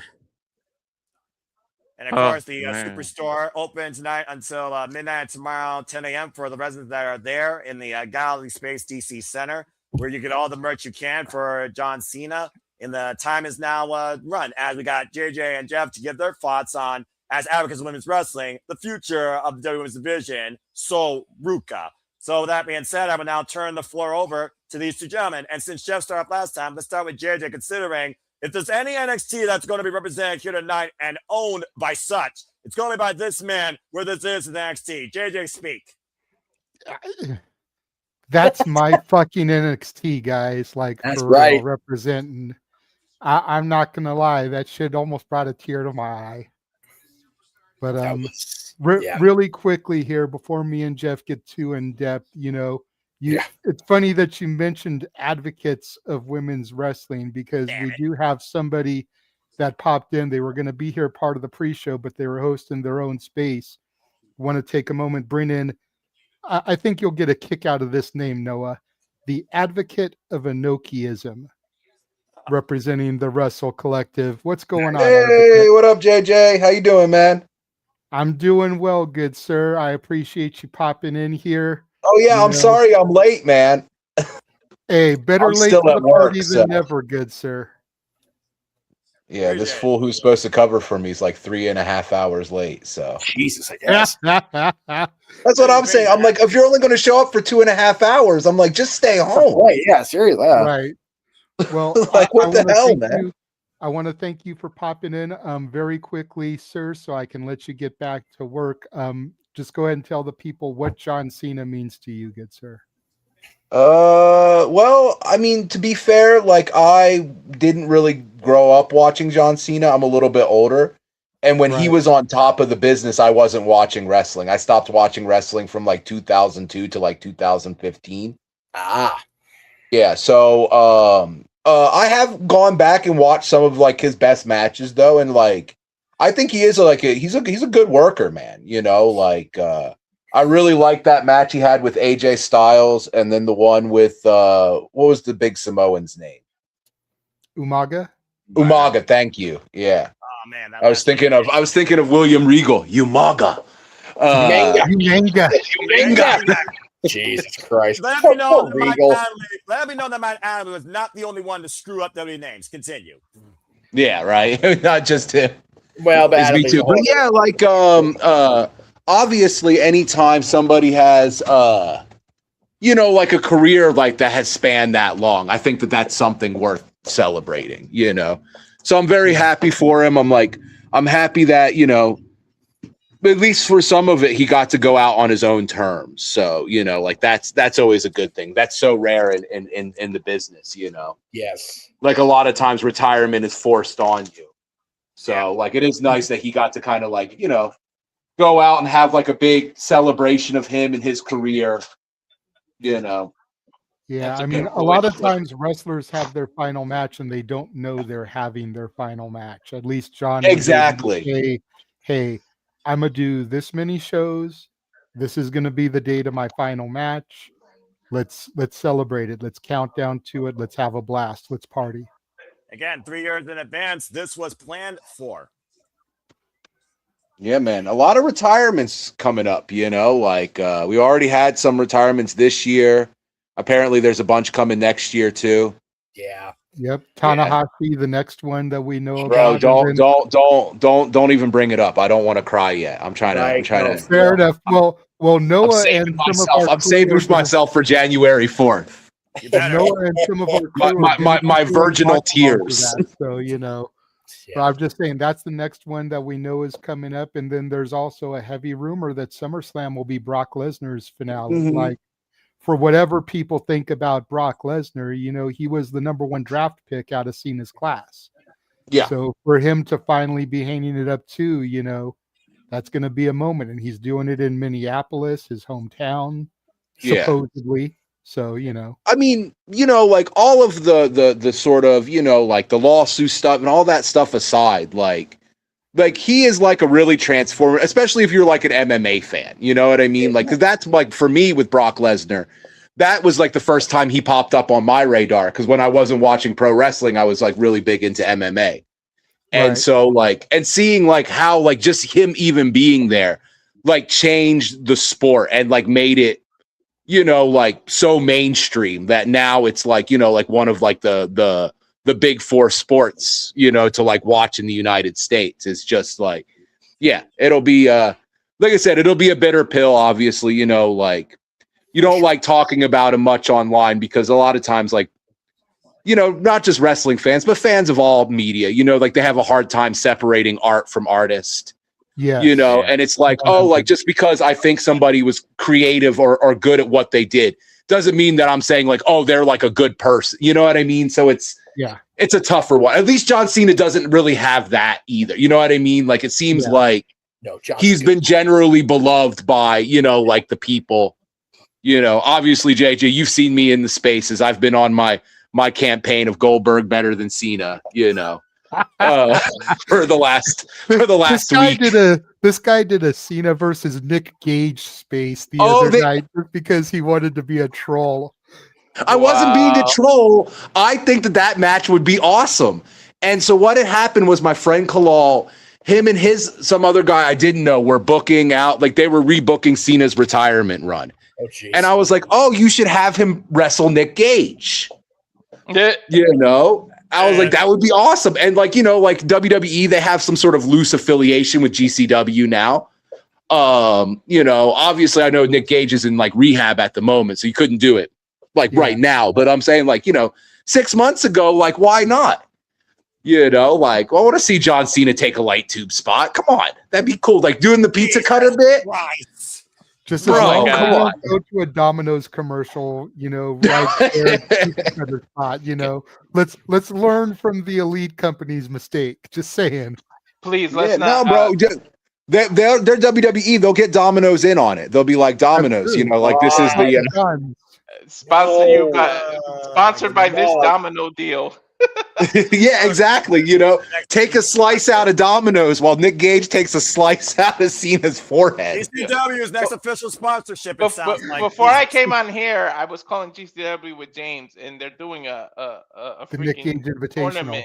Yeah, it was ridiculous. Yes. Like the first opening match was ridiculous. Yeah, I'm planning on catching up on the Nick Gage Invitational tomorrow. I don't know if JJ had told you guys. I'm not that experienced. Actually, I went to my first GCW show with him last Saturday. Yeah, he Oh, joined nice. me at the GCW show I was at. I actually got to meet him in Nice. person finally. Yeah. so- Nice. And here's That's why I'm not on camera. I don't have my gimmick on, so I'm No at work, worries, so I don't man. have my lucha masks with they me. just showed It's all Taker. good. That's the only person. Cena can rival Taker in terms of longevity. Him and Taker are like the two longest tenured WWE employees that there ever were. For That's real. a fair shout, honestly. Oh, I was going to say WWE because I was like, there's that one guy from BJW who I think is still wrestling, and he's in his early 80s. Oh, Jesus. I mean, What's his name? I don't know. To but be if you're fair, the gonna- Japanese know do who that. I'm There's talking- like a 70-year-old Japanese guy still fighting. Yeah, he's Kojika, I think his name is. They had that match years ago, the Kojika house match. Giga house match. Yeah, where they set up a whole studio house set in the middle of Kurikan Hall. Right on. Well, Wild I'm gonna let you get back to work, Advocate. Thank you for popping in. We're back here. Thanks for now on having the me in. show. I apologize for being late. No, it's all good, man. Like I said, better late than never. But thank you Appreciate for ya. stopping in. Hey, y'all have a great night, man. You Have a too. good night, too. man. If they do not show Batista, I'm gonna be pissed. There's Eve. He's you're got to right. be a Sorry. surprise. He's got to be a surprise because we're in DC. You gotta build for it. Sheena, you question, can't see me Travis. Pop Tart I know, right? What the hell? or a Christmas cookie, something like that. And it's Rob Van Dam, the man that literally lost Oh. the WWE Championship to John Cena in 2006 one night stand. Now won it forgot- from Cena, not lost it to. Oh, Beat my Yeah, Cena. won it. I Of course, forgot that Sami the Zayn. Oh, after they just Sammy's showed in the crowd. Well, After remember, they just Sami showed Zayn, of Eve- course, we brought back the United States Challenge. Go ahead, Walter. after they showed Eve, I just remember the whole Zack Ryder and Cena thing over Eve being their girlfriend or something. Like it just popped in my Yeah. head. This her Yeah. relationship with him. Well, there's with all that the good meme. memories, there are those bad ones. I love seeing Sammy's kid. I haven't seen Sammy's kid since I was almost a kid. Jesus Christ. That's awesome. Oh, Yeah, Whoa! shout out Way to it's go nice. all out, I kid! care. You can't see me in the back of your head. I'm about to say, there are those type of fans like that. By the way, shout out to not only people there, but also other wrestlers like Mr. Kate, who says she's retiring at the age of 30. She recently did a 5-knuckle shuffle and an AA in one of her last Nice. matches. Nice. Right on. What's She's our retiring at 30? what's our viewer count out of curiosity? I'm just nosy as hell. 178. Yeah, we're at almost 180 people watching us right now across Right on, 5 man. YouTube channels and 2 X accounts. So I again, love thank that. you so much. No doubt that some of the people we've brought in, to give their thoughts on Cena have helped add to that.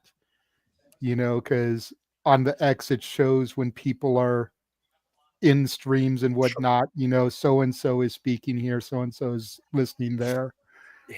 So I want to give an additional shout out to the advocate of Enochiism, Jordan Slick Flair, and DJ from Rock and Ropes, Yep. all participants in the spaces who popped in to give their thoughts on John Cena here tonight, because I'm sure their participation in the spaces helped add to our numbers. So Nice. In honor of Cena, we salute you 3 gentlemen. Thank you. Yes. And while you're at it, there's this little button underneath our names, on YouTube that says subscribe. Click that. The freaking propaganda machine. Hey. All right, that was a cute moment. Sami Zayn, of course, with his son. Sami Zayn, who faced John Cena at the United States Open Challenge in 2016. Of course, full circle, 2025. He was literally his defense, of course, why he was holding the title before Brock Lesnar showed up and ruined that match. What doesn't Brock Lesnar ruin? I'm just saying. Right. Definitely eviscerate what was left of Jeff Soul 12 years ago, 11 years ago. Every but- time a person of You survived calling Brock Lesnar and John Cena Wrestle Shaluja. All right, you're good. You got close. every time a minority wins the WWE title, they call on Brock Lesnar to ruin that damn thing. That might be accurate. As again, we prepare to see John Cena for the last time. Our main event still to come tonight. John Cena versus Gunther in John Cena's final match in his illustrious 23-year career. Again, Jeff, Papagino, and JJ will be on the call. As we get back to in-ring action, once again, time for some tag team action. Dude, This is- 15,000 in DC just screamed bouncy. I told The you young this boy was OG, over. Javon Evans, has been bouncing up and down our screens in and out of every brand of WWE and AAA, not to mention TNA, while he tags up with the TNA X Division Championship. I'm gonna Y'all toss it up to enjoy. youth, but this dude gave up his title shot to have an immediate one. But you know, young people act on impulse, so I'll give that to his youth.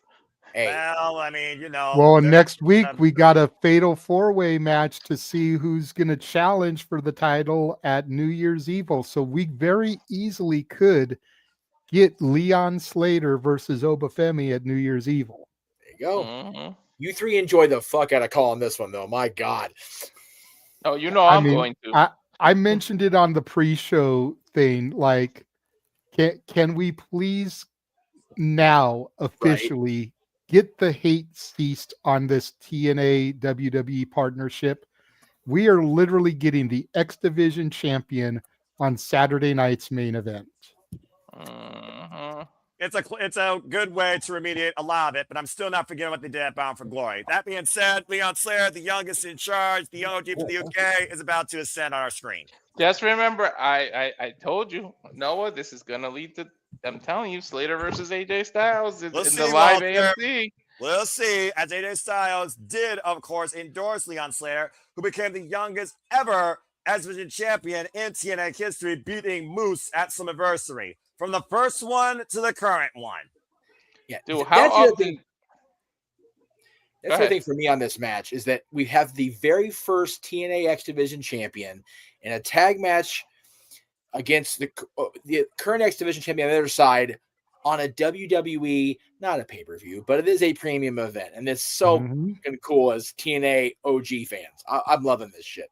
100%. And I made the pitch to Noah that we should start adding Saturday night's main events to the prediction leagues, because now that they are exclusive to Peacock, they truly are premium live events. This is valid. They're not television specials anymore. It's much in the vein as the old school in your houses. Yep. Jeff, you want to feel crazy? We're the Always. same age as both these two combined. Shut the fuck up, Walter. Yeah, I'm over it. Because I'm older than these two combined. So you can kindly shut the fuck up. Hey, JJ, on top of all the retirements and everything else next year, we got the big 5-0 on the 22nd of August, Muckerfather. Yeah, thank you for reminding me. You're welcome. But Walter, you can kindly fuck all the way off. Hey, 'Cause my these brother two too. combined, Yeah. these two combined are only 42, and I'm 49. Yeah, you and my brother. My Well, brother I'm probably the turns big same 50 age in as May. these two and Sammy's kid combined. Valid as Right. shit, right? While you do it, math, I'll do it professional wrestling as Dragon Lee, who's 30 years of age, makes his Enjoy, way to guys. the ring. Wow. Former IWGP Junior Heavyweight Champion, now currently one half of the WWE World Tag Team Champions, alongside a phenomenal AJ Styles beating the Judgment Day. WWE's ongoing Evanescence act. Shout out to Amy and Evanescence for a fucking A performance at the Game Awards for Afterlife. Of course, you hear more of that from Devil May Cry 2. Season to come next year on Netflix. Los Dragones Phenomenal. I named them that. They better steal that. I wouldn't mind them stealing that. I don't think WWE's smart enough to put that on a graphic. That being said, the phenomenal Nah. AJ Styles, who John Cena has christened the greatest to ever do it, Yeah. currently a two-time tag team champion. Let's forget, previous run was with Omos. This is AJ Styles' first title since 2021. But look at Lee doing the "you can't see me." Again, at the end of the day, we are talking about the future, but it's also all about John Cena. And to my point of Jeff's point of WTF, the X Division Championship, folks, was first established in TNA back in 2002. AJ Styles, the inaugural champion, for 49 days, following a legacy held by the likes of Chris Sabin, most influential, 10-time X Division champion. Frank Kazarian, 6-time. Josh Alexander, one of the longest reigning. Speedball Mike Bayley, Moose, Zachary Wentz, Trey Miguel, Mustafa Ali. Leon Slater is the 110th X Division champion in TNA Wrestling's history, and he's the youngest. Damn. The guy that he Slater's idolized his entire career. Dude, Javon's only older by like 2 months too, or some crap like that. Again, Leon Slater, 21 years of age, but has been wrestling far longer than Javon Evans at 6 years. Excuse me, far less. Damn. The Reigns were underway. Oh man, a double super kick. And we're starting off hot out of the gate here, and Javon flies, wiping out AJ on the outside. I have no idea who's legal. Flying like Leon Slater to Dragon Lee. Last I checked, this is not for the titles, by the way, folks. This is a standard, and I do say standard. Javon Evans, what the fuck? I fucking love when he does that. He clears the whole corner. The flying, whisper in the wind almost up and over the damn ring post. Javon Evans with a high cross body, wiping out Dragon Lee. Tag made to Javon Evans. This is a standard, and I do mean that. Standard tag team match. Now Javon with the highest of splashes. American Express just gives them for Two count only. Jeez. American Express gives both these people freaking flying miles the way they freaking wrestle. No shit. He Look cleared at that. Javon clear that perfectly. Dude, this is fast paced.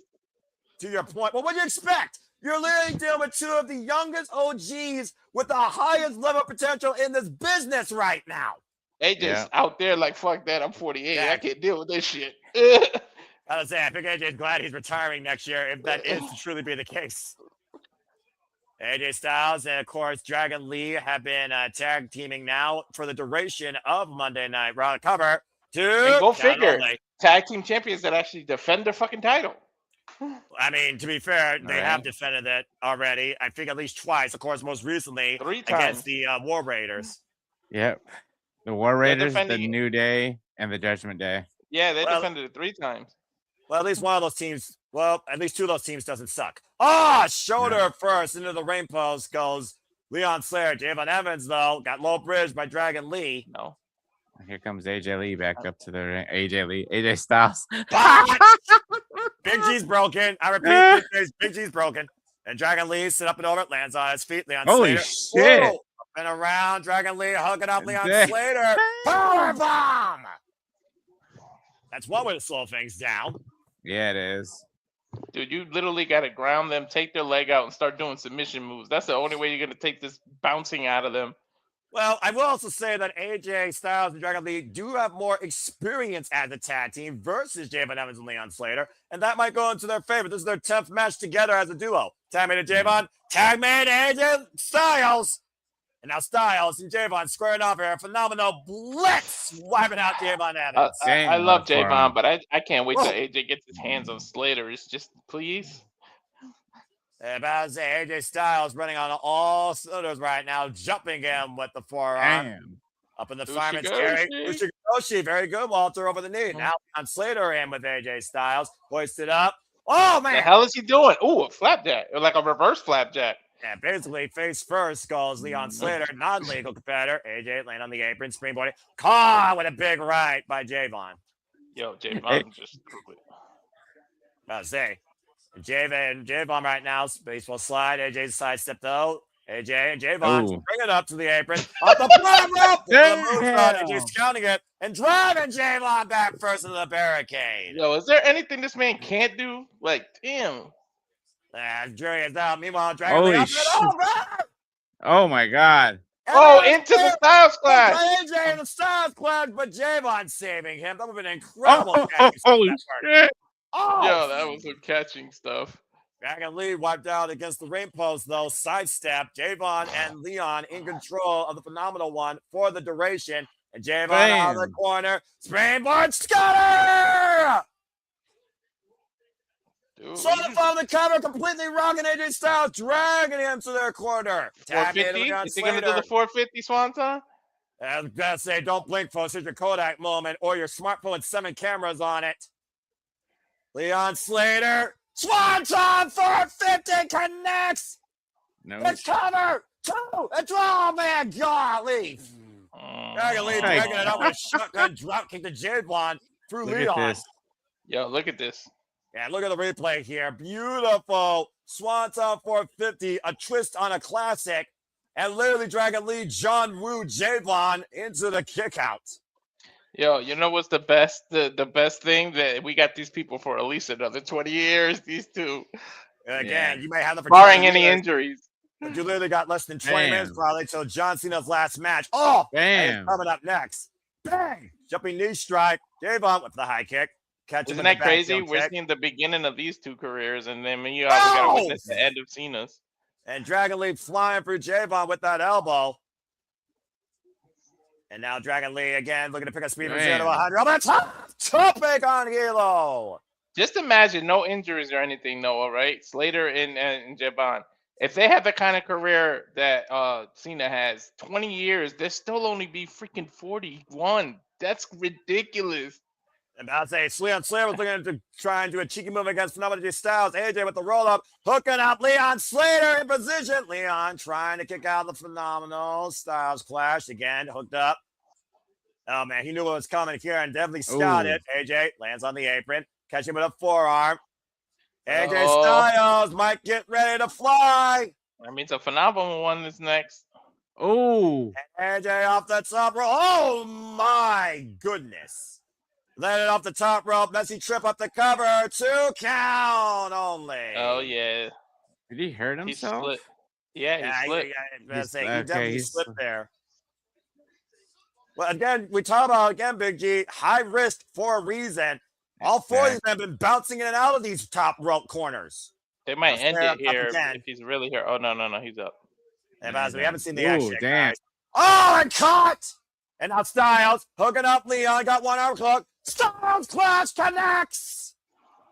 Is it over? Shoot the half. AJ and Dragon Lee win. Told you he pinned the X Division champion. What does that mean, Noah? Didn't I tell you? I told you We'll weeks see. ago. We'll see. We'll see what it means. The TNA gets the AJ Styles, Leon Slater match you won. And if AJ returns home once again for one last chance and one last run. Still, a phenomenal showcasing by Leon Slater and Javon Evans as AJ Styles and Dragon Lee pick up the win tonight. Yo, AJ's pissed that he slipped. You hear him yelling about it? I mean, of course, you figure out again how important this was, especially with the fact that we are looking towards the end of AJ Styles' career. He didn't want none of that tonight. Like, still, they showed out and brought it all tonight. Total nonstop action on full display here by all 4 men. Catching Leon Slater out of the corner in a powerbomb, turning it into a Styles clash. Choose to have, and that was it for the youngest in charge in TNA for the X Division. He is pissed. Well, the veteran sip, lead by example. AJ Styles wanted to make sure he had a phenomenal showcasing, especially towards somebody that looked up to him as his idol. He's talking to him. He's setting him up. I'm telling you, I know where this is going. Well, we saw Lyra, Ruca, Bayley, and Zarya, of course, celebrate tonight. It looks like we're going to get more of the same here tonight with these 4 men.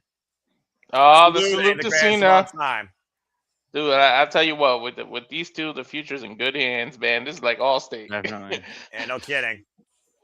All right. Well, as we are moments away from John Cena's final match, and the last time is now, as the last time is nearly here. Again, I want to thank everybody that's been tuning in. Please subscribe, comment, tell a friend. Again, we thank all of you, whether you've continued being along with the ride or continuing to tune into us for the first time. You make this all possible as the passion continues to pursue. Speaking of passion, definition of persistence, passion, hustle, loyalty, and respect, being thanked by all forms of media, of sports, of entertainment, including by the NFL teams and the NBA teams themselves. Oh, that's cool. With all the jerseys matching it, that's dope how they did that. Yeah. And of course, Suppose John if they Cena did one talks for every about- jersey, we'd be here till next Saturday. Well, Yeah. he told Tom Rinaldi he has even more jerseys that weren't even put out, and there's no telling if WWE's going to use that towards their ploy. Well, no, I I was was- election worth. I was there telling behind him. Mansfield during the during the pre-show that there is going to be a Never Seen 17 release of the 17 shirts that the cities that weren't hit on the retirement tour. I think that's fucking great. Yeah, that is. I was behind him in line when he bought the Larry Bird jersey. Nice. Yep. And That's he turned good around. shit. I love that. That's the one I made the joke. I was like, "Can you buy me one?" He said, "You got money," and he just walked away from. Well, that being said, we are mere moments away from John Cena's final match, as that time is about now. Up next is truly Saturday night's main event, as we wish the GOAT thank you, and the Lane General looks to make him give up. At the other side of this Holy commercial shit. break, stay tuned for Gino and JJ and, of course, Jeff to call this match, as we once again get more thank yous from other people that have been influenced by his career, including Kane and, God forbid, our true, probably his biggest fan, not named Jeff Meacham. Politics have made Kane old. Sheesh. Well, I mean, politics will break a spirit. Well, Politics I makes see a anybody better age, you know example what of that than President Clinton, man. Wow. And it's about accurate. Or Obama. Black don't crack, but Obama got old in the White House. Obama's hair turned freaking damn near neon white. Okay, this is going off the rails into a whole different tangent. Let's just focus on John Cena. We don't have a Barack Obama saying thank you. We got Drew McIntyre. Good to see Logan Paul being respectful. Good to see that. Don't see that a whole lot in character on TV, so that's good. I like that. Definition of not humble, but at least here in this moment, he was. I forgot Sammy with a short haircut. Sheesh. I forgot what that looked like. Right? I'm about to say, it's been a long time since we've seen anything short on Sammy's head. New day, briefly coming out of that bullshit they're doing right now. I love that. Yo, Kofi's, can we please Cena freestyle to the ring? Please come out with a freestyle. Right. So after tonight is all over, is Kofi now the longest tenured?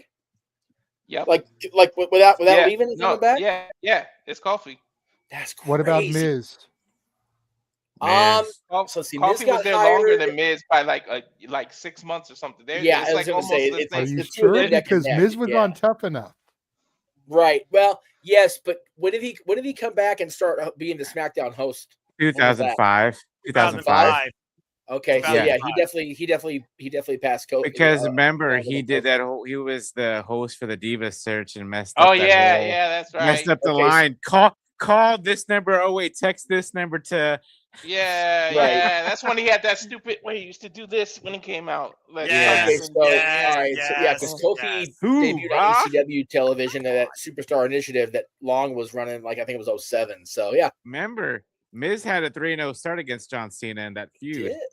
He did. That's a very valid point you make. But Chris Jericho was 2-0 against Goldberg until he. And just like Cena can't see people, too bad Miz can't even remember that match. Poor guy got concussed. I'm so like I really wanted Mike and John to have one match on this run. Yeah, no. That's what it was. We could have sacrificed one of the two R-Truth matches to give Miz a match. Yeah, I think. Yeah.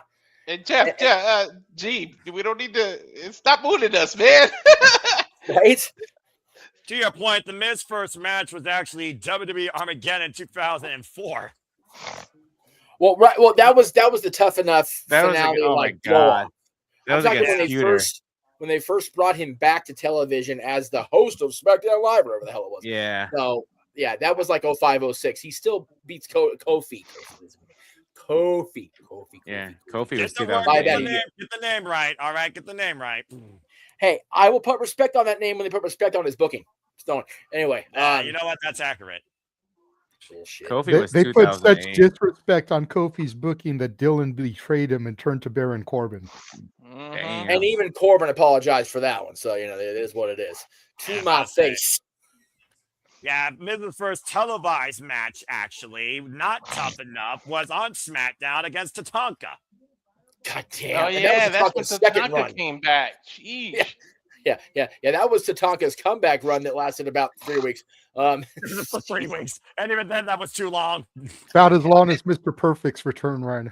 Damn. Accurate. No, wait. That was a little bit longer. Haku's. Yeah. That's more accurate, JJ. That's seriously, more accurate. Haku was in the Rumble in 1 or 2 weeks more on television? Maybe? Yes. Maybe? Mm-hmm. Mr. Perfect's run would have been a little longer if him and Brock didn't want to wrestle in the middle of a damn plane. Fucking Right? Well, you know, the jury is out as far as that goes. But That I mean, is the not wrong. most non wrong. Mr. Perfect Kurt Hennig story ever. Right? Well, speaking of God. stories and adding to this event, go ahead and bring in the Yeah. third man for this call. Papa Gino is here. No. The champ is here. Yeah. Get yourself up there, bruv. How are we doing tonight, Gino? Doing pretty well. The those matches have been good, keeping my attention distracted rather. Right. Now you're gonna cry. Fuck yeah, we're gonna cry. When they started doing that goat, they were like typing the letters. This image I told Noah during the postmortem is it's a tear inducing image for sure. Yes. Thank you. I need Glad you him like to it. freestyle. Please freestyle. Please. Stop it, Walter. Continue, Gino. Nope, not working. Yeah, it's just when they showed the G.O. and I knew it was gonna spell goat, that was like the first time I looked at my girl and I just like I was pretty sad. Yeah. And yeah, so it's gonna be tough. Win or lose though. It's not gonna be Well, somber for sure. That being said, again, folks, Gino, JJ, Jeff, the last time is now. Your time is now as we get ready to return to Saturday night's main event as we get a few more thank yous from GOATs of sports and entertainment, including Tom Brady. Again, a man that's had a career-defined 23 years in WWE, transcending the world of sports and entertainment in and out of the ring and on the silver screen. We now say farewell to the jorts and the shorts and get ready for nothing but the suit and the tie. Of course, we all love it. And Noah's not even a sports guy and just called Brady the GOAT. That tells you that something. Yeah, because he's the GOAT.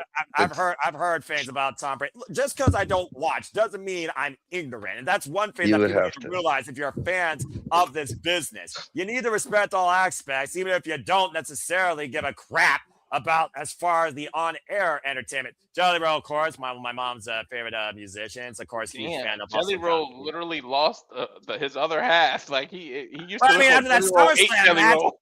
that SummerSlam match kind of led to that. For being perfectly honest. Seriously, he's more like a jelly, like a jelly Danish than a jelly roll now. He's right. I like just Metro Boomin. Dude, Well, I hope I mean, he. he knows- he I knows hope the they fair do deal let about him. Peace Island. I hope they let him produce the future music, Mayo. He really wants to do it so bad. And of course, talking about those dog stats and other stuff, the ADC Military Hero 9, an honored recipient, taking in John Cena. Last time is now. Capacity shit. crowd on hand as we are mere moments away from tonight's main event on Saturday night's main event. John Cena versus Gunther. Again, the last time is now. The last time for the final time. The last time that JJ and Jeff and Gino will be able to say, the champ is here. You can't see me. 5-knuckle shuffle, AA, and possibly even the STFUs. We'll go one more Yo, time. you guys saw that sign? You saw I that sign? did. Cancer couldn't even stop me from seeing Cena's last Yeah, match. I That's did see crazy. That's commendable, but that just goes to show the power of Is mortality. that the Miz in the ring? I It can't looks like tell. it. No, I think it is. That's yeah, the dude, Miz in the- the ring. What the It hell is. is the Miz Is doing? it What Gunther or is he Miz? It's the doing? Miz. Well, Dude, the Miz has been is The Miz right has been though. very vocal as of late on SmackDown with the fact that he's not been getting the opportunities. And much to y'all's point, he did not get a chance to face John Cena. Now, he did have a chance to get We him might tonight, but get- LA Knight beat him. he had might two get an- chances. We might get an impromptu match here.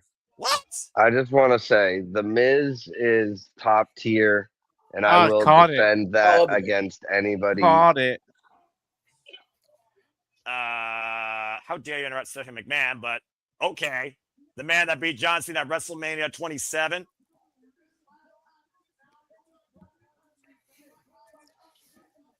Damn, pretend like I didn't exist.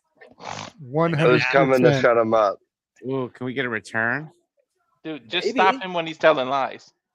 I say they just For let it real. play He out. never slides. He's like Drew McIntyre. This is accurate. Another product of Ultimate Pro Wrestling in Southern California, just like Yup. John Cena. Yada yada yada yada yada. Behave yourself, G. No, I like that they give him this spot. They I couldn't am put him in too. the tournament, so they give him this. Well, I I just want mean, to take you it away know, from the ending. That's all. he had his chance. CM Punk, maybe? Ah, Truth. Ron Oh. Cena. Ron Cena. Ron Cena. Right on. Cena, Good. what the fuck? God damn it, Uh-oh. Ron. Here we go. Remember, What the these hell? were The the two who Awesome tagged Truth against back together. John Cena, The Rock all This those is years older than ago. Truth? I did not realize that.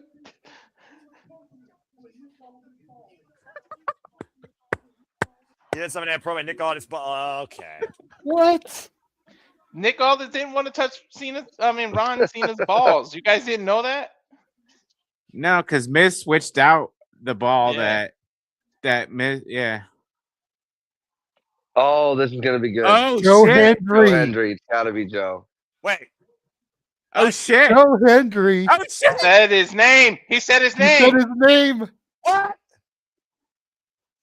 I Uh-oh. believe in shit. Joe Hendry. This is freaking awesome. There yeah. he is. And Joe Hendry. Do you believe? Oh, he's right there. I love it. I believe in Joe Hendry. Say Let's stop it. Wait. Hold on. You know what? He had to be on this show. He had to be here. If it was going to be Yeah. John's opponent, he still had to be here, man. And again. Oh, Miz won the match. Because man. Miz is going to get a moment during the last time it's now towards Serena Miz. They're and wearing their Hendry. gear, but I don't think we're getting a match. You know what? It's a moment. I'll take it. At the end of the day, we're looking at 250 pounds Follow-away of pure slam. motivation. And the kipper. Oh wait. All right, here we go. Wait for it. Wait for it. Wait for it. Hold on. Wait for it. Oh my God. Truth can steal anyone's gimmick. Like seriously, he's the Eugene. And there's the turn. And he hugged him. We definitely need to sync up because I'm way behind. No worries. God damn it. Oh, Hey, they're Jim, calling here's the for warm-up. it. You can't see Oh, here we go. me. 10 Off the minutes. rope. 5 knuckle shuffle connects. I don't think you're done yet, JJ. Hold on, the Miz. I'll take that. Mine's Out of disconnect. set. Standing. Holding for Dude, it. Chelsea Green is so Standing correct. ovation. The cutter. Hooks the leg. 1, 2, 3. Joe Hendry just pinned the Miz. Impromptu or not. Yo, you know who's loving this more than us? Cena. He's got to be in the back cracking the fuck up, yo. Well, John Cena did say that the one thing our Truth can do, he can make anybody smile, while Joe Hendry can motivate anybody here as he's motivating the Master tonight of Washington, D.C. You know what? Joe Hendry may be a WWE superstar now, but there are 2 I former believe in world Joe champions in Hendry. wrestling in the middle of the ring right now. And there are 19,232 fans in the Capital One Arena believing in Joe Hendry and are about to prepare for the last time it's now with John Cena. Truth can make Brock Lesnar crack. So we know that Accurate. he has the ability to make anybody crack. Accurate. JJ, Now I you kind of wanna want to see this as a tag team. What the hell? Oh, God, no. say- seriously book it. No. I was gonna say, did we say that this show is gonna be copyright pinged or shenanigans? Shenanigans. Okay, because I'll have to make sure I mute when John. I'm not hearing John's music when he comes out. That's not happening. So Yeah, I I'll mute have my myself volume too, 'cause, on yeah, the we're not, TV. I just have it low enough that my microphone doesn't pick it up. Dude, Even Stephanie Stephanie is doing the wave. Stephanie believes well, in of Joe course Hendry. she is. That's all you need to know. Stephanie McMahon believes in Joe Hendry. Yeah. Good night, He's a everybody. WWE superstar now. Well, there is her a husband's McMahon name is on family the bottom member of his believing check. in Joe Hendry. Take that shit in as we wind 2025 down, folks. Okay. All right. It's be- All it's that be- laughing, and here comes the tears again. Well, I I'll say, know. I've seen this video already. I'm good. Fuck. absolute hilarity to 110% humility. John Cena, we thank you. And I think you all know what this means because after this, truly, it will be it. The last time is now as we look back on the career of John Cena. For those that have seen him, for those that didn't want to see him, Whether you said let's go Cena or Cena sucks, John Cena, for the last time tonight, will enter the squared circle. I need a Stu tribute. You know, Still tribute. Now we did that. Let's just go ahead and enjoy this one last time, this moment here tonight. JJ, if you're talking, we can't hear you for whatever reason. Me and Gino got tears coming out. Dude, no, for real. I'm going to. So, Gino, do you remember? Hang on, G. I'm sorry. Okay. Gino, are you going to be joining us for shenanigans? What do I got to do? Well, just it'll be started 11 p.m. Eastern. It's our 4-hour every Saturday night show. If you can't, I'm asking because if I can't, we're gonna ask you before we get in the ring here. What does John Cena mean to you? If you're gonna be on shenanigans, and we can wait. I don't know. I'll be able to do that right at 11 because I'll be packing up from the babysitting duty that I'm doing right now. All right. Well, then by all I'll means, try my best though. Well, I mean, if you can't, it's cool. We got a little bit of time here before the entrance. What is John Cena? We know that the story with him being your camp counselor, but as we wind it up here, this is it. What does John mean to you? What John means to me is no matter what small town in what tiny state you're from, you can make it. Yeah. Growing up, it was always, if you weren't from Chicago, Boston, LA, New York, Miami, these big cities, like you weren't going to make it. Like it was always, somebody was always billed from some big town. And John Cena, not billed from Boston, you know, they say it's his hometown or whatever. He's from West Newbury, Massachusetts. And it gives you hope as somebody, you know, where there's not a lot of people. Everybody knows everybody, everybody's family, you know, nobody really leaves. You can get out as I have. You can do more with your life than just be where you're born, and just a constant inspiration. And Gunther's going to ruin it for me. Being said, JJ, Okay, at least he's coming out first. You know, Okay. the last time is officially now as the Corvex New World Symphony ushers in the end. For the last time, it's now. Good luck, gentlemen. Have an incredible call. Guys that are with me, can you hear my TV? No. Can you hear me okay? I can hear you great. Okay. Just I'll mute when Cena comes out, but just remember, as much as I would have loved to have seen LA Knight or Joe Hendry or somebody who maybe could have used it more, Gunther is the, no pun intended, prototypical heel to John Cena's face character. And Gunther respects wrestling. He respects the ring. He feels like it's sacred.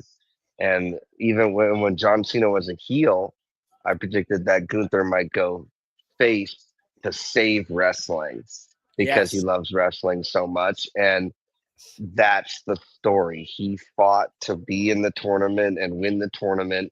We didn't need promo battles, even though I wanted them. And I'm probably going to be upset forever that we didn't have 200 dates of Cena and we only got 36. I will need somebody from I would need The Rock to come to my house and explain to me why that was decided like that, right, before I ever understand. But yeah, it's just Gunther's the prototypical heel against Cena, and I just don't know if I'm on board with him potentially giving up. Yeah, so we'll see what happens. Okay, I'll let you know when John's music starts for me so we can sync up, but I know what JJ is, so. Okay. Gunther just left the ring, is on the floor right now for me. Fans are chanting.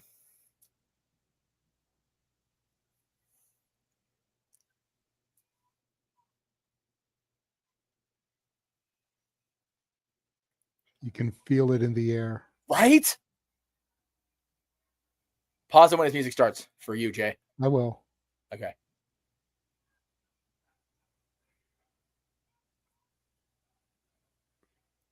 Problem is, they're not in a hurry. They're letting the crowd have the moment. which is fine. It is in San Diego too.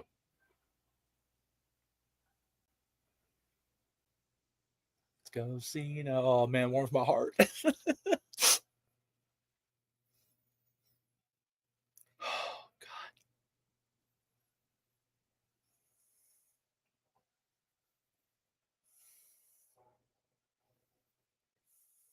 Lights go dark. Okay. Lights go dark for me. Yeah, same. I'm with Jeff on this. Okay. Second That's good. behind you, Oh, Renegade. there you're ahead of us, then, Jay. Let You're me the know one when it calling the starts. action. There it is. So we're not too far behind you, at least. No. It's better than the play-by-play guy's head anyway.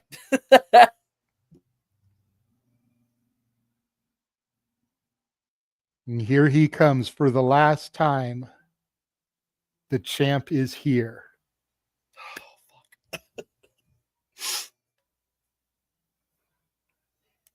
Look at all the images sliding by on the Trons there of love him that. over the years. I love that the whole crowd, after all these years of singing, John Cena is singing the song.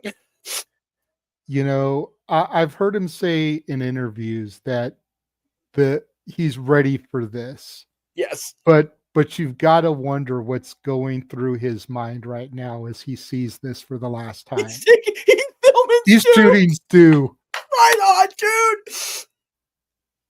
Dude, Tom Stewart is low-key like one of the coolest guys ever. I've had a chance to meet him. Solid man.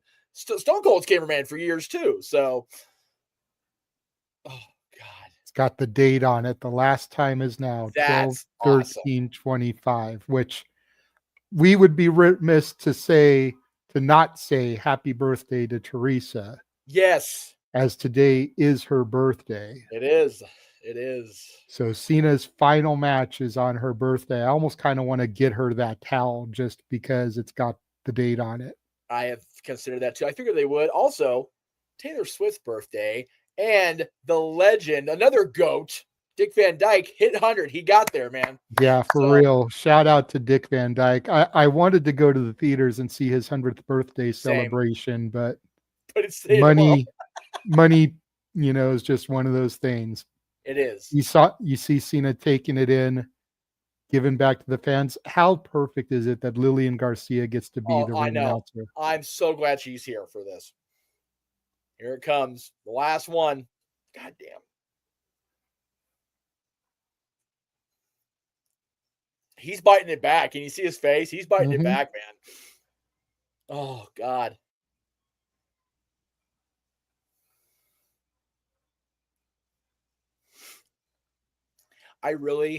Jay, I thought I was ready after sitting through it in San Diego. I was wrong. I am fucked up right now. I can't even deal with this shit. It's all good, bro. It's all good. That's why the three of us are here.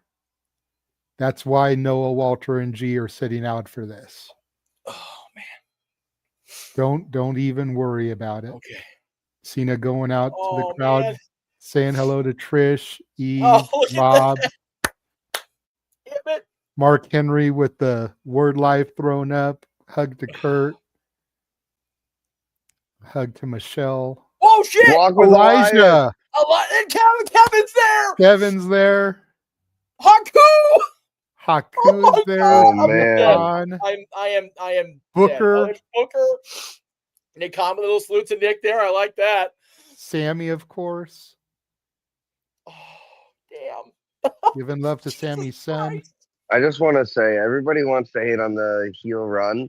All I'm saying is his heel run, if it wasn't the way it was, there would still be people chanting John Cena stinks during his entrance, and they don't do that anymore. Not a single person. Yep. Even though it's all I can freaking hear, and I hate it. I know, right? It's stuck in my head. But how cool is Dang. that? Although until now at ringside, that was neat as shit. Only 20 minutes left in the night, though. So I really hope it's not a But squad. it's on Peacock. It's not on NBC. They can Yeah, go but as if you long as like try to fast forward to go live and you're already live, you'll see that it's only like a 2 hours exactly. Yeah. I think it'll go longer. That It was should. fast. There's no reason why it shouldn't, other than the fact that they're trying to make Saturday night's main event not be longer than 2 hours exactly. And even still, you know, Cena's matches with Brock as of late have been under 10 minutes. Yeah. There's no reason why, if he's going to win, Gunther can't beat Cena in 10 minutes and you still give him 10 minutes for a send-off. Yeah, You know what he I mean? did say he's going down swinging when he entered to Stu, so he's He definitely is. losing. And he will. You know he will.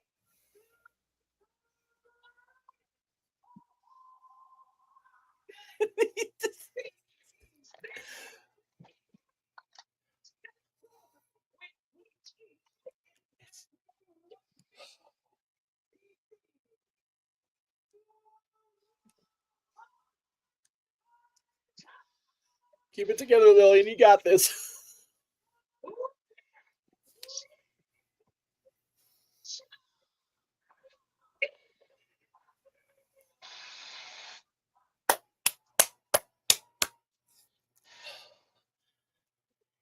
Even him, he's been really like holding it together up until this. You can see his face breaking like a lot right now.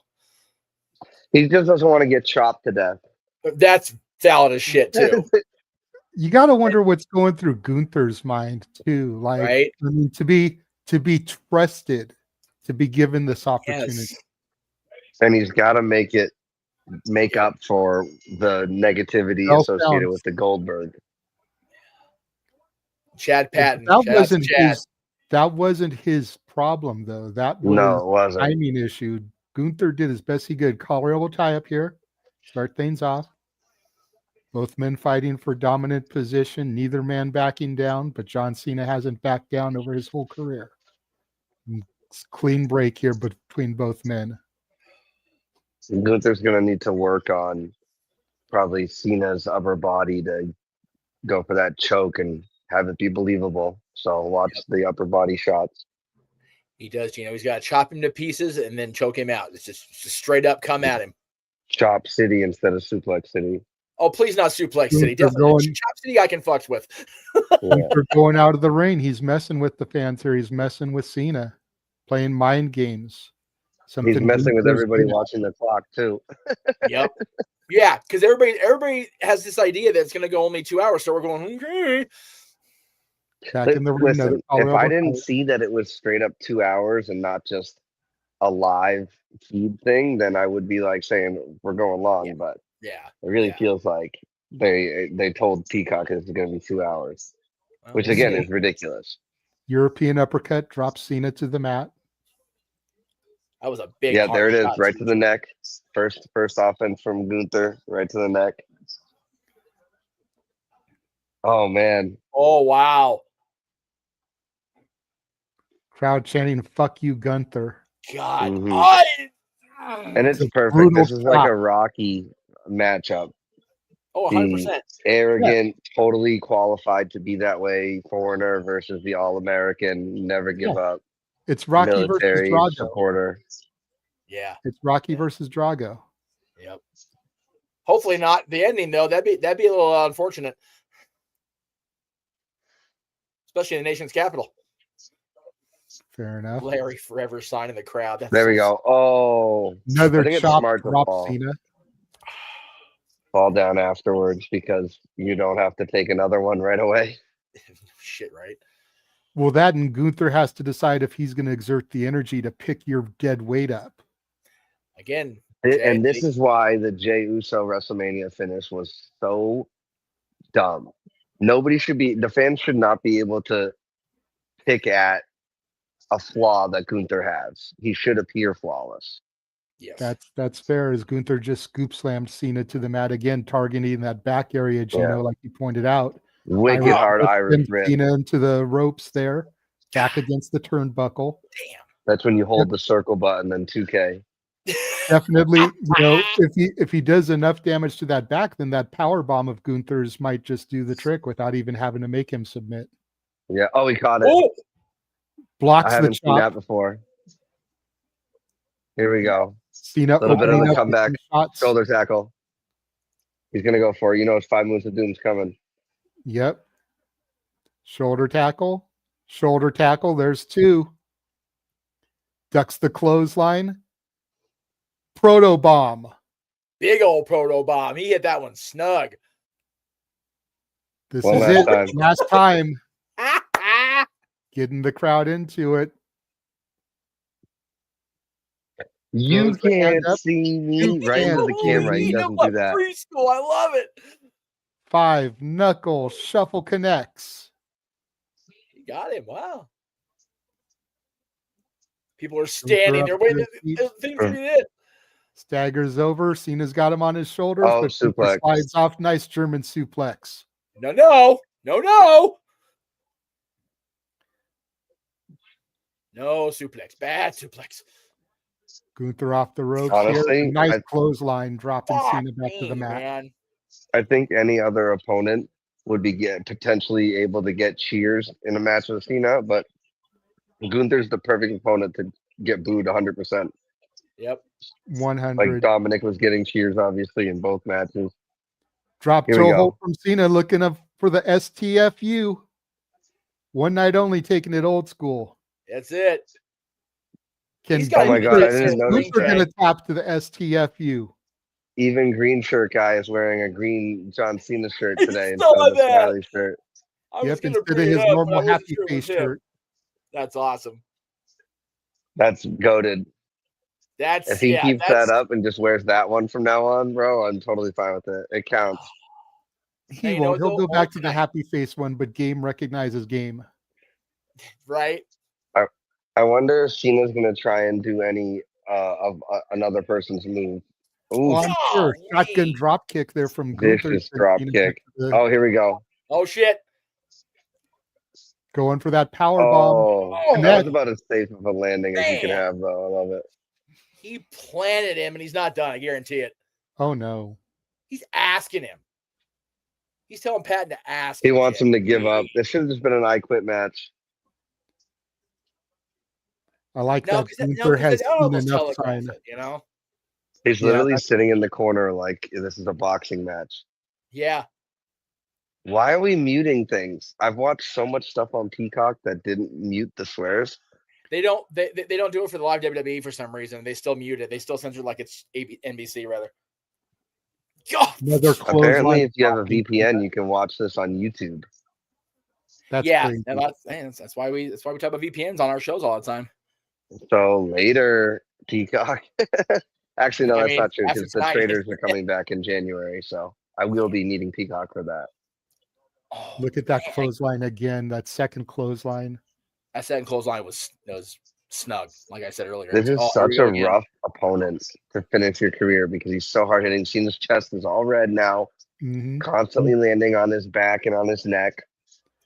Gunther is just third clothesline, dropping him on the Riyadh season logo. What's funny about that, John is not as hand as he used to be. So every one of these blows is showing up Regal style. Mm-hmm. It's just I feel like if you played 2K, you see the whole outline of the body, and as the parts of the body that you're working are getting injured and more injured, they go from like yellow to orange to red. Like Gunther's just targeting the head and the upper body, like I said he was going to do, because that's the only way to make it believable if inevitably Cena does decide to give up. Like you got to work like Kurt Angle, he worked the ankle and all the moves that he did so he can make the ankle lock and be more believable. Yep. Gunther's just such a 100%. smart wrestler. It's hard to hate him. And again, There's he that hit 4 or another 5 clothesline. clotheslines now. Yeah. Oh man. Oh my God, he's Another so one. red across his whole chest. God. Gunther saying that's it, telling the ref to check him again. He is Ask trying him. to beat. Sorry, go ahead, Jim. I'm sorry. No, just saying he said ask him. Go ahead. He's trying to beat him into a submission. He knows John's not going to actively tap out. He'll stay in a hold until he passes out. That's not what Gunther wants to do. He wants to, as AJ Styles famously said, beat up John Cena here. Mm-hmm. Do we think though that if he passes out, that he's still going to be able to get his flowers? He's got to then wake up to then get the approval from the crowd. That feels. Oh, I don't know. I'm interested to see how they book this. Right now, it makes me feel like Cena's going to win because this is usually how it goes. You know, whoever's getting the majority of the offense, usually the other guy ends up winning with that. Well, I hear that, but the last time this kind of thing happened was 16 suplexes and 2 F5s. And it was. I mean, if they're building the Gunther versus Brock Lesnar, that could be the whole promo battle with them. We both beat up on John Cena wicked badly with our moves. Here we go. Shoulder That's the tackle again. clothesline. Another shoulder tackle, starting the 5 moves of doom one more time. When was the last time he did the 5 moves of doom twice in one? Oh, he had to tell him to get up. Gunther botched it. No, another anybody. proto Last bomb. time this happened. You can't see me. Can't see me. 5 knuckle shuffle connects. Man, Gunther getting back to he's his gonna feet. at least hit it this time, right? Looks Yeah, like he it. has He to. does. There it Oh is. man. FU connects. Hook of the leg. 1, 2. Oh, Gunther kicks out. if that Whoa. was it, I would have been okay with that if that was it. Yeah. Yeah. I would have too, but come on, we can't have it be like that. This isn't 2011. That's fair too. Despite the fact that we had 19,000 chanting Super Cena, wanting him to do it. Yeah, because everybody used to hate on Super Cena because they didn't see the vision, the real vision, not this 2025, the Paul Heyman vision. The Seth Riders. Cena I setting mean, it up you know, again. again, I took that from somebody else who will remain nameless, but I think that I provided Oh! that to make it popular. Oh, my God. God, here we go, here we go. Chop to the base of the neck. Sleeper 8 locked minutes in. left. He did, Jay. He talked to him right Grapevine. in the base of the neck before this sleeper hold. Grapevine the Oh my leg. God, dude. Oh,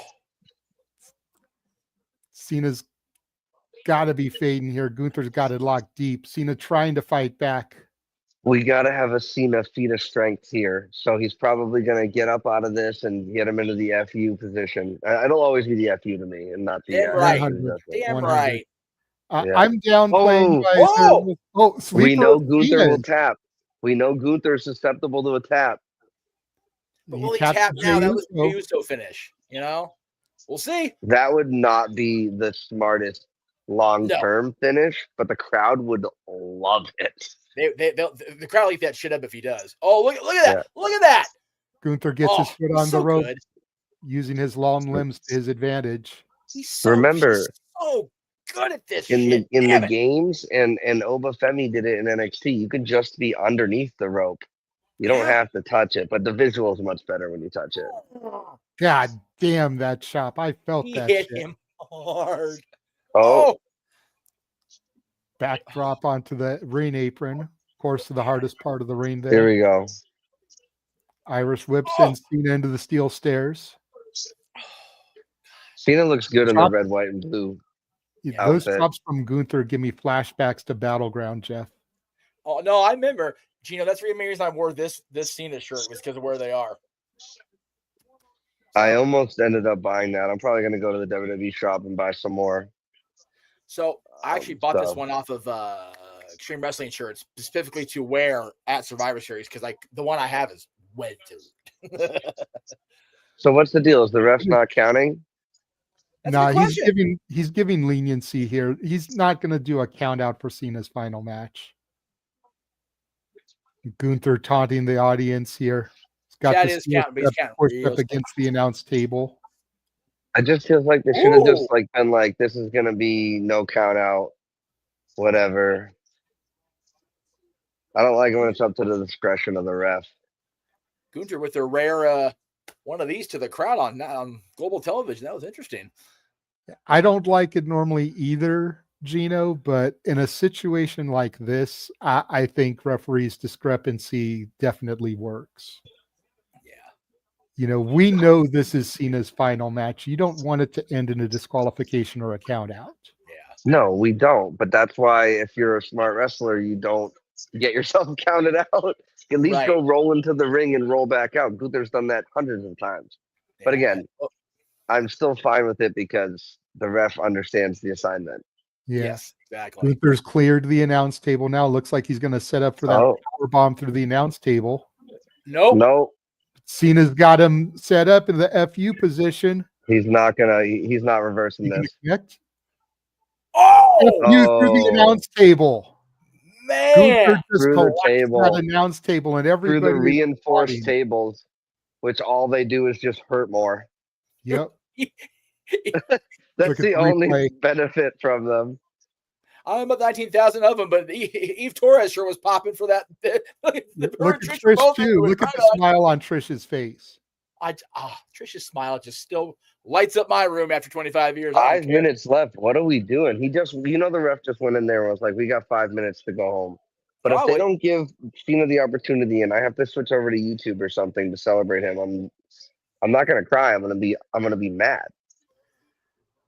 John Cena back in the ring, hooks the leg, gets 2.5. Gunther kicks out.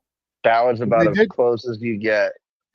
They did say that there was going to be a post show. I would imagine the post show is going to be on Peacock as well as YouTube and X. Yeah, well, they did the post show for all the events on Saturdays.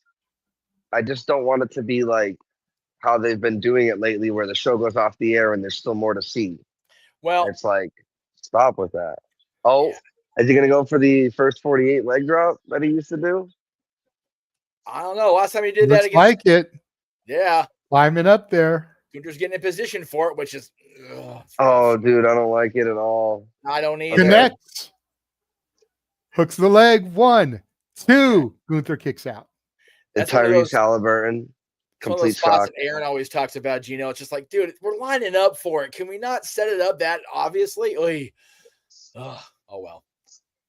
Still didn't get 3 counts. That was. It wasn't. It was obvious, but it wasn't like that obvious. Like the guy, Gunther's getting up. He's a little groggy. He's trying to catch his breath. Like, it's believable to me. Just if you've seen it a million times, and your job is to analyze wrestling, sometimes you don't get to.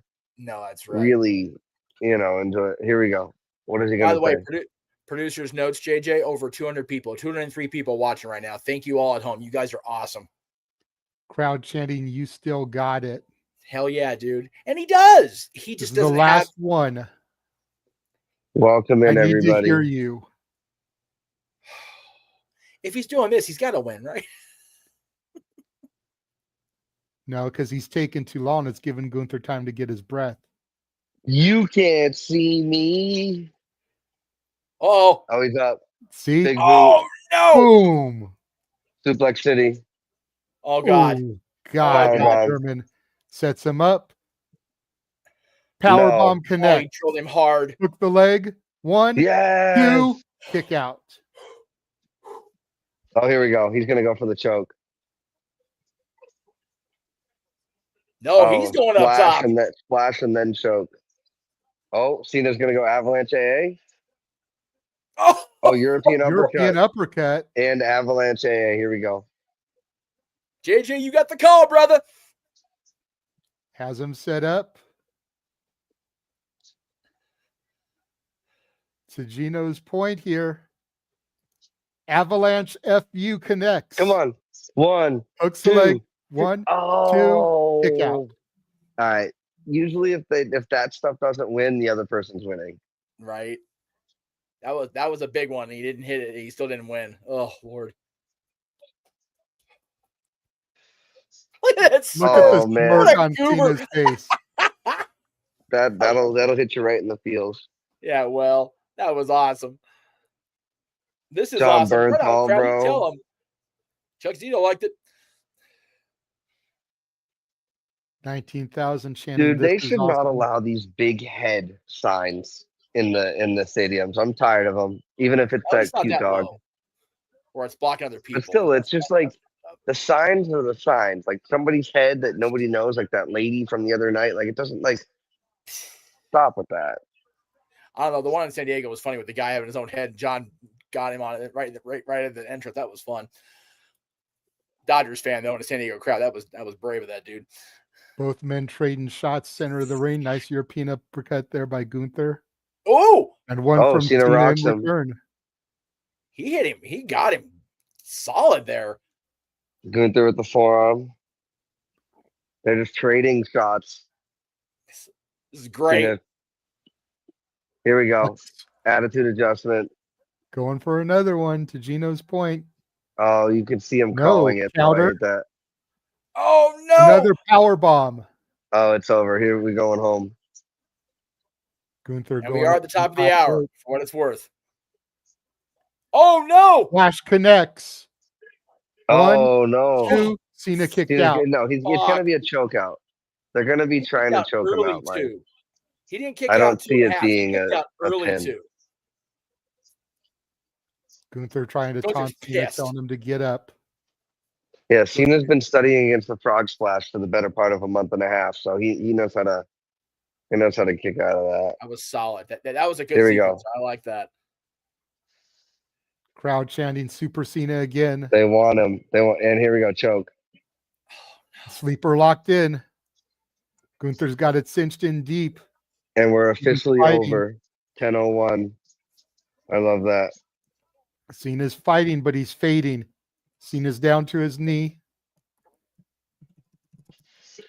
Cena's chest is red. His elbows are red. He's giving it everything he has. The question is, are they going to do the 1, 2, 3 arm down or just the one arm down? Because they're inconsistent with that. Yeah. He's trying to fight back, getting a little surge of adrenaline here. Trying to break the hold of Gunther. You can see him, but he's struggling. Gunther right back to that choke, back to that sleeper. The American flag on the Jeep. Mhm. Right center Cena's camera. down. Oh, I like Legs that. grapevined. He's had that for a while, though. Oh, whoa. As soon as he grapevines the legs, it's over. He had it there for a minute, and then John wiggled It sure over. looks like Cena wants to turn it into an attitude adjustment. Dude, Gunther's hand is like partially like bruised or like green from hitting John so hard. Oh my gosh. Back Tried out to of it go again. for it. To your point, he tried to get him on the shoulders, but Gunther slid right back down, locked that sleeper right back in. It's like a comfortably perfect reversal.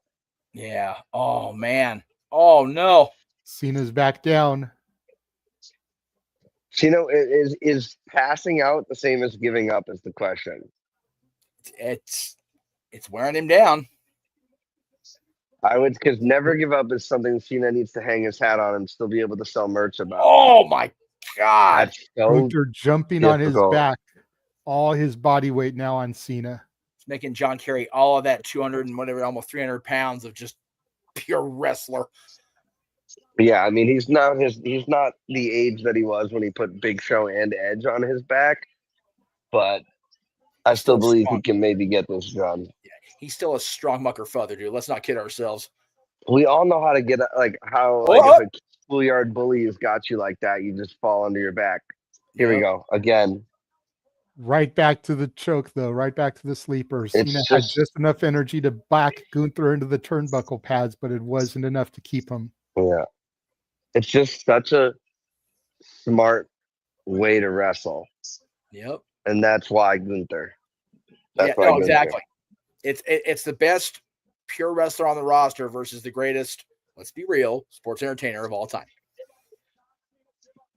Cena still fighting, feeling the 19,000 surge through his veins. Cena's going to do something with him. He's got him. He's got him backpacked up and again. Another ram into the turnbuckles from Here Cena. we go. Attitude adjustment. Him up. Oh my God. He hit it. Another ref connects. Hooks the leg. There's one. Oh Two. my goodness. Gunther kicks out again. Golly. Here we go. Right into it. Gunther's like a relentless predator on the hunt with Jesse Ventura in attendance. It's apropos. Right. He was in the first Predator movie. I didn't even recognize him when I watched that for the first time this year. Isn't that crazy?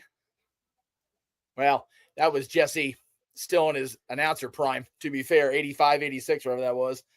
He was a big dude. He was.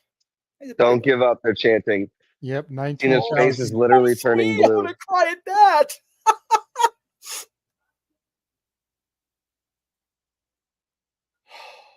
You know, I thought I'd be more emotional coming into this match, but like they've done a good job to be able to. Oh, here we go.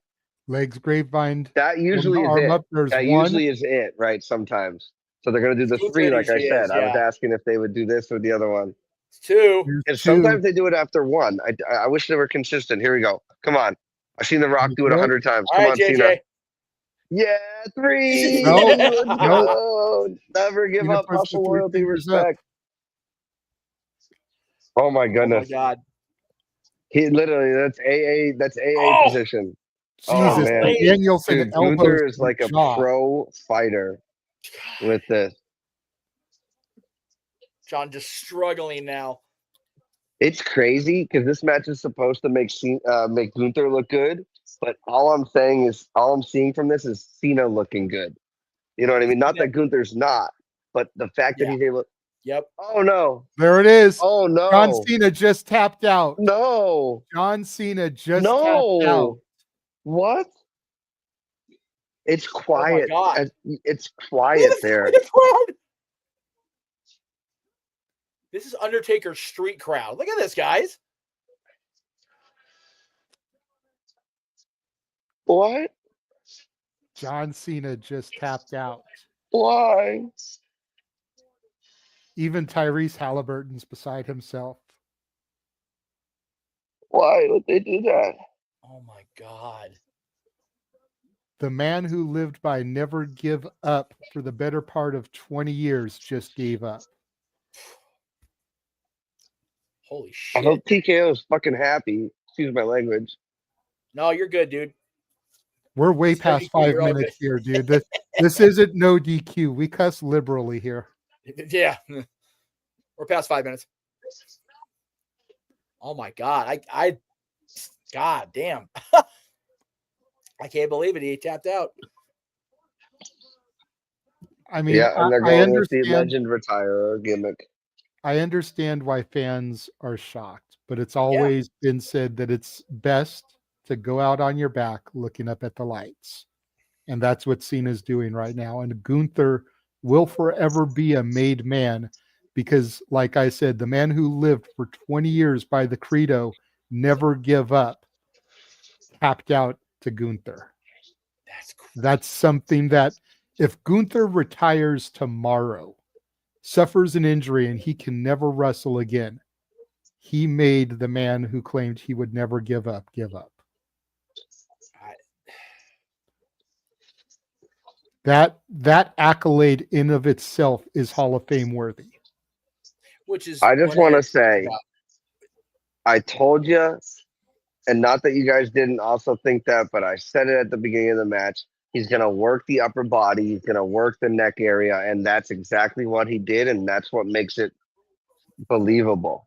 When we go back and watch this over the course of history, JJ, The crowd is not happy with that at all. 19,000 Is The Rock chanting going to come bullshit. out is the only question and say, I own your soul. You're staying until Mania. Damn it. No.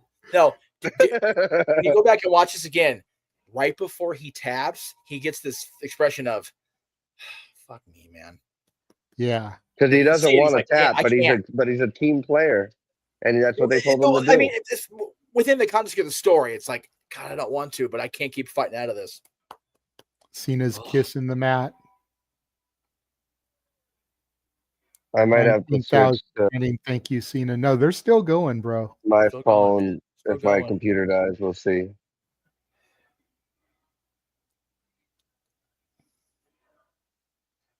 Quitter spelled with 2 T's. Smart ass.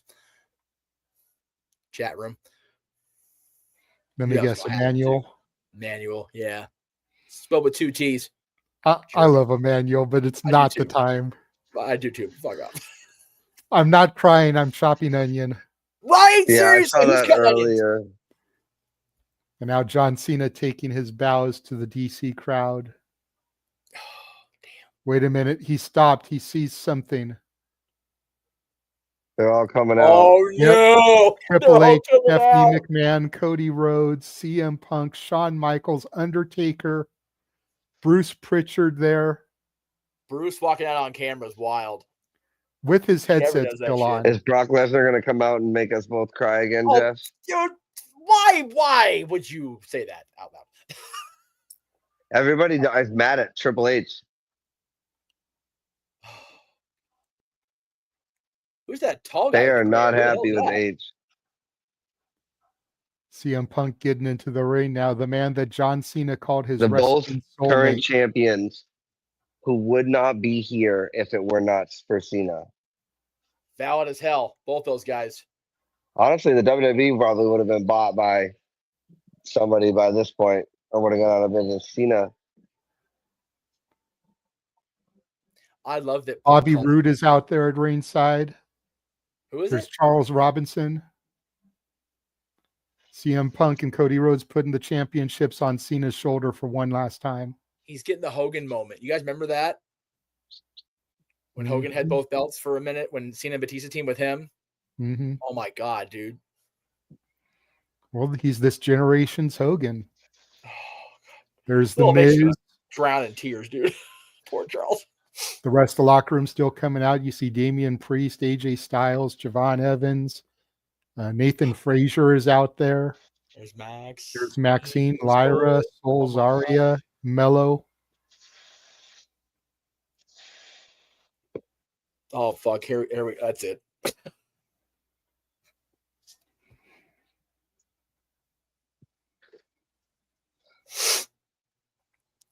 Cena holding the belts up.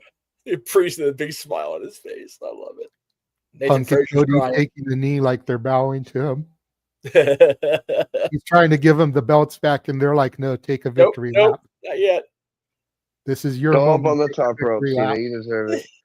He's like, oh God. Triple H on the ring apron there.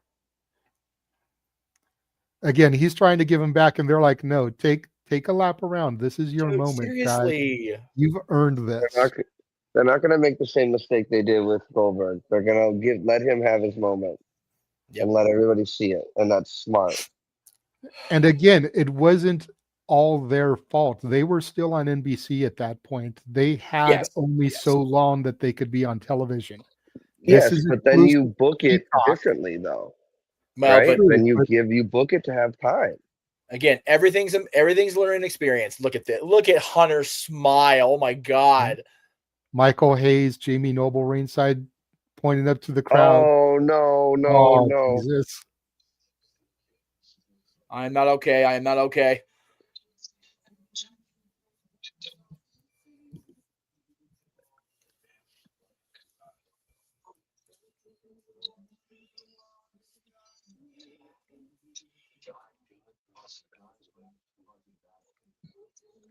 Got his dad, dude.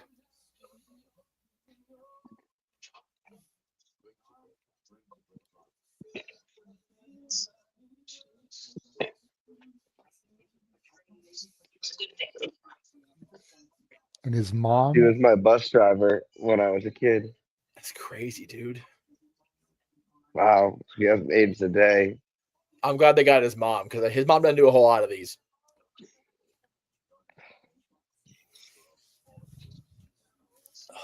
Drew St. John is the benchmark. He is. Taker talking about his passion and connection.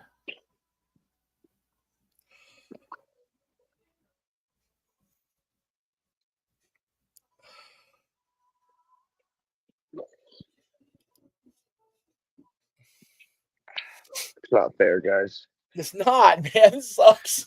They freaking trashed on him for so many years.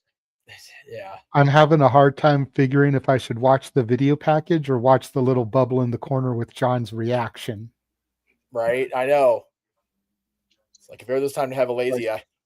It's okay, John, to be emotional.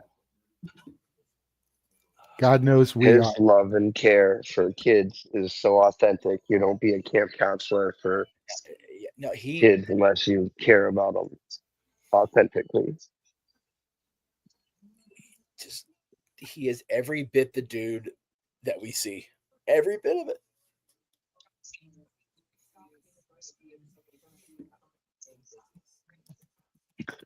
Becky Lynch saying that Cena's legacy is somebody who gave back.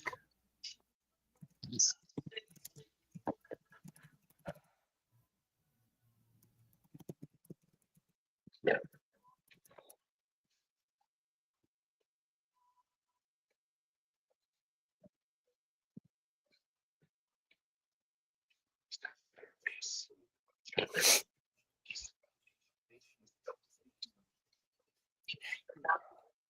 The foundation which this is built on. Sammy saying that he showed us the way.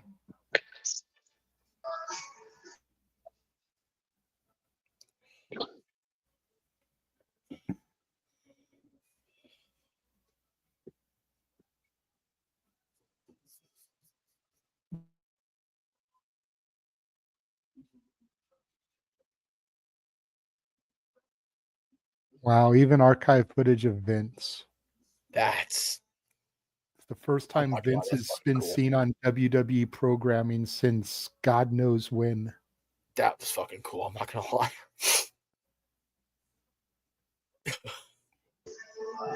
Look, that's what broke Cena when they showed Vince. Look. No, yeah, you can see it. Yeah. Yep.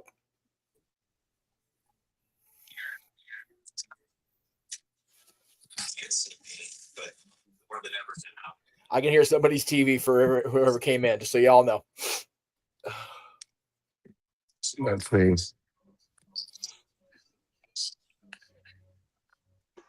I'll tell you what, that Netflix show where they show behind the scenes stuff, season 3 needs to be Cena's whole last run. Like that's what season 3 needs to be.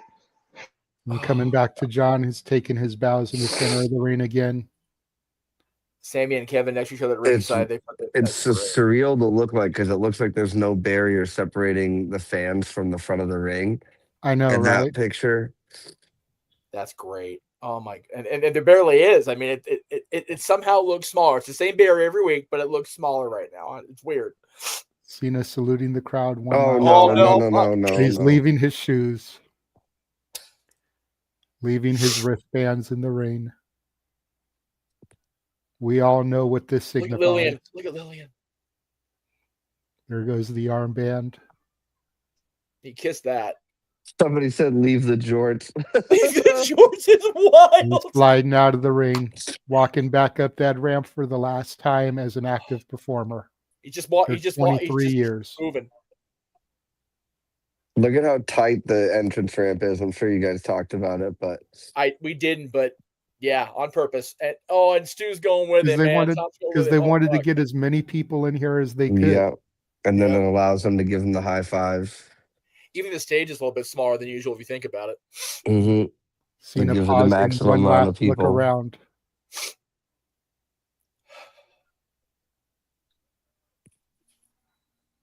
I'm sorry, guys. Wink of his eye. And the final bow.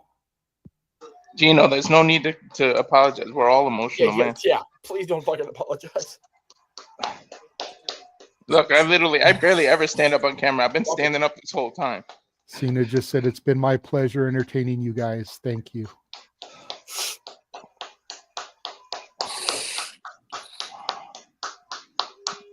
Now it's really true. You can't see him. And just like that, he's gone. As we fade to black here on Saturday night's main event and our coverage of this show. Thank God I wasn't on camera for that stuff.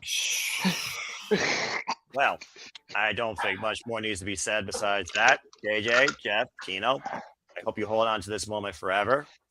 But at the end of the day, we got to keep going. The man that never gave up gave us his all for the last time. As the last time was now. Thank you, Cena. That being said, we may not see him anymore, but we hope to see you all at the top of the hour where we honor the legacy of John Cena for 23 years. Let me be that guy.